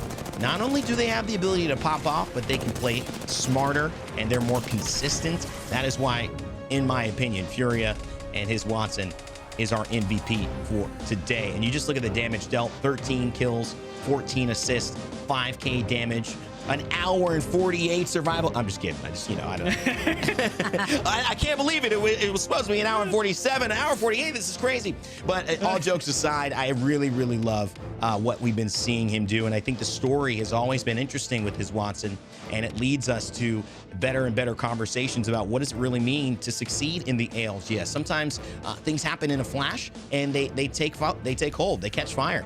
And that is something that has certainly happened with his team. And so, Vicky, I think there's clearly a lot of magnetism to watching a player like his Wattson and what Furia and him represent and have represented ever since they've been in the ALGS. Especially being a positive player in the competitive Apex community, humble beginnings was the first thing that I was met with when I had met his Wattson at LAN, and knowing his background and how he's been able to take a break from competitive Apex, then come right back in and frag out like he's never taken a break. It really highlights the skill that his Wattson proceeds to carry over and guiding his team to victory too, because you mentioned Keon and having Keon alongside him, they bounce off of each other amazingly, Rain Day. Well, it's amazing that you mentioned that, Vicky, because we now have a chance to bounce back and forth with some words with Keon, who's joining us on broadcast. Keon from Furia saying hello, man. Welcome to the stream. Good to have you. Thank you. Thank you. It's great to be here. Hey, dude. So, all pretenses aside, congratulations. You guys played great today. We were kind of getting the sense that it was a little bit of a chaotic lobby in a way where a lot of kills were going on, a lot of mid to that early late game fighting that was determining whether people were leaving with 8, 12 KP and then kind of, where they place is where they place, but they're already got basically 15 points in. You guys dropped a 31 bomb today. What did you feel playing in this lobby? Was it different? Was it something you felt really comfortable in? Just talk us through how it felt playing in today's matches. Yeah, I mean, coming off of like last week, it was like a little rough. At the update, we kind of had an identity crisis during the scrims. After the update, we were like really farming scrims. So there's multiple 19, 15, 17 kill games, dubs in scrims that like we were kind of used to, right? But when the ALGS came around last week, we just had like an identity crisis. We didn't really stick to the game plan, and so like the lobbies, I felt like the lobby last week just felt really weird for us because we didn't like do what we practiced for. And then like this whole week, we like really hammered down on making sure that we stick to our game plan. We even like kind of swapped up the roles, took a lot of the load off of Madness. Madness was our hard IGL the first half, and he didn't really transition super well into this new meta. But the lobby like tonight, it's just like kind of the meta. Like teams will get 8 kills, die in 10th place, and call it a good day, with 10 points. And then the people that win, it's usually just like a big game. Like most of the time, you're not seeing as many of the, like last year, you would see a lot more of like the Crypto Wattson teams winning with like 4 kills. That's not the case as much anymore. A lot of teams are just nuking out because they've adjusted to the meta like faster than everybody else. Well, today was Dia de Furia for real. I mean, you finished off the day with 14 KP too by yourself. His Wattson coming in right after you with 13 kills. So you guys had a pretty heavy kill game, and you guys stuck to your gameplay of where you guys exceed the most, which is finding those kills. I like how you talked about ironing out the things that you had to figure out too, and finding your identity in a meta right now where other teams I feel like are still struggling. I mean, we're seeing the top end teams not having that consistency, and I'm happy that you highlighted that because you guys are also the only team in the lobby running a Wattson against an entire lobby, 19 teams playing Caustic. I mean, talk to us a little bit about the difference in different regions and how certain legends are more prevalent than others, like the fact that we don't see Crypto or Wattson versus a very heavily Caustic meta right now. Well, in other regions, I feel like more people are willing to take risks and find like the thing that it works for them. That's one thing that me and Wattson do really well is like, we don't really care what the other 19 teams play. Like we're going to play what we think will work. And like, that was a huge thing that we like, we're talking about this whole last week was like Madness was pretty stuck on like, we got to play Bang, Caustic, and Bloodhound. And Wattson was like when everybody plays Caustic is like less valuable. Right. So because he only hurts 2/3 of every team. So pretty much like I feel some teams like Complexity, they're playing a Watson on Stormpoint a lot, and like they're doing really well also. And it's just like I think NA just doesn't have like the courage to take like more risks as other regions do at the moment. And that's like really the only reason like that you only see like one Watson and like 19 Caustics. You know, you've mentioned taking risks, but also the fact that there's a different read within the team. How you've helped Madness and the team sort of overcome what was an overloading on Madness. And the team dynamic is something that a lot of people will admire about Furia. How do you manage having difficult conversations, or when you and Watson or you and Madness feel that something isn't going exactly right? How do you navigate having conversations about what you need to change while still maintaining the friendship that's so clear in your squad? Yeah, I mean, the way we maintain it is like we have an amazing coach as well. PvPX, he recently rebranded to JMO. He does a great job at like kind of like calling us out if we're being like grumpy poo poo heads, just not in a good mood. He'll be like, "Hey dudes, like it's not that serious. Like we're here to get better. Like stop being so negative." And like if any of like the viewers and stuff are watching any of the streams this week, like it was a rough week. Like the last 2 weeks for Furia has been really bad. Our vibes were not great, but for the last like four days or so, in between either sets on our double block day or after scrims or before scrims, like PvP sets us up with a perfect game plan, and sometimes me and Watson butt heads, but like that's just what brothers do, right? It's brotherly love. Sometimes recently, like the last week, Madness and Watson were butting heads a lot, and I was the mitigator. Like I had to give them 3 or 4 different pep talks, make sure that everybody knows that they're trusted and valued. We struggled a lot the last weekend with trust and not trusting everybody's calls, because it's a team game at the end of the day. So like really, I think it clicked yesterday for us last night in scrims. We like had a whole open, like just a team bonding, like heart to heart. And obviously it helped a lot because we went from taking bottom 5 in scrims to winning an ALGS day.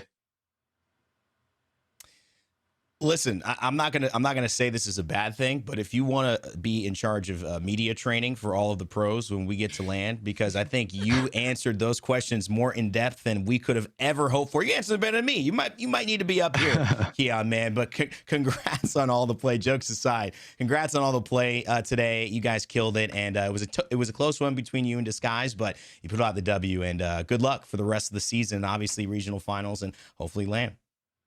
Yeah, thank you guys so much. I'll see you guys later, I guess. All right. Yeah. All right, Keon with us there. Great talking to him. And, Dia, I think he said something is a tale as old as time. It's a tried and true statement about the world. You got to stop being grumpy poo-poo head sometimes. You basically just can't let that happen. True. I literally couldn't have put it better myself. Vicky, listen, closing out the day, what a great day. I think is, we see the game continuing to evolve in season 20. And it seems like with players and teams, they're going through the same struggles everyone is of trying to learn and get to the form that they feel confident in, especially as we head towards more and more pressure, more and more money, more and more stakes here in the ALGS. And I love how he highlighted the disparity between the different regions too, because that's what we were theory crafting, right? When it comes to who feels more comfortable and what composition are we going to be seeing teams swap back over to their prime comps that worked out for them. But here in NA, at the end of the day, top 20 teams qualify to play in the regional finals, and the top 11 teams and the winner of the regional finals will eventually advance to the Split 1 playoffs. So time is ticking down for a lot of these teams to figure out where they want to stand in the overall standings here in the region. Well, Dia, as well, you got to see the action. Teams you had focused on, like XSET, they made a move. And at this point, that's kind of all you can hope for. It was good, and they stuck with it till the very end. Yeah, a lot of this meta is, I think, about trusting yourself. Keon brought it up as well, so I am glad that a team as experienced as XSET with as many hopes on them as XN. A lot of fans out there managed to do just that, and I walk away very happy with a lot of teams today. I think we got some really amazing Apex Legends. Well, one thing we definitely got was some really amazing casting. You two, great job today. Always a pleasure working with you, and cannot wait till we do it again. Thanks, guys. Appreciate you. Vicky, Kitty, and Dia there. And, you know, that means when I say goodbye to them, it means it's time to start saying goodbye to you. But let me give you a reminder. If your phone or a calendar or a notification isn't going to do it for you, Apex is serving the daylight savings reminder right now. That's a big one. I'm actually literally being reminded of that as I tell you. So we're all in the same place. Spring forward means I think we lose an hour, unfortunately. So we jump ahead. And that means that whatever you got to do to be here at 10 a.m., do it, especially if you're on the West Coast. 5 p.m. GMT, 1 p.m. Eastern Time, match day 9. Ladies and gentlemen, setting up our regional finals. And who will kick it off? Well, it's the new Orgless in Hungary, no longer Orgless. They're not a Svenseer. And this is obviously a great time to get represented. Big things like land around the corner in the regional final. Tyler, Matafe, and Kinda want to keep up that rhythm, but the man we talked to earlier today as well, Hockeys, will now be in competition, trying to change the dynamic that happened with Yuki and keep it going, because him, Effect, and Unlucky have been on a nice rhythm. I think sitting in 5th right now, and they climb even higher. And a team that just is so fun to watch. That Sentinel in the hands of Monsoon, now in the hands of many more people, kind of impacting the meta complexity. What else will they do? All of that coming in tomorrow, and that means North America means teams who are sitting back and watching today, like Phony and SSG, they're going to have their chance to move up into the rankings as well. Already in the top 10, and they've got an extra day to play. This team, Zainu, he called him the best in North America. Can he prove it? Can Space Station take a win there? Big shout out to all of our orgs, SSG and Na'Vi, recently back in Apex. We love seeing that, and we love keeping up to date with all of the things going on around our esport. If you want to keep up to date, make sure to follow us on Play Apex Esports on X and twitch.tv/PlayApex. We also have Play Apex Esports on YouTube, where a lot of great clips, a lot of great videos, highlights of final circles, and some shorts. Whoever's doing that, good job. Shorts if you want to bite-size Apex action during your day. Remember, Apex is still here even though we're leaving, so go jump into game or download it if you're watching and play for free the game that over 100 million players have already known and loved, and that is the core of our esport. My name has been Rain Day. As always, never give up, never stop gaming, and we will see you all next time.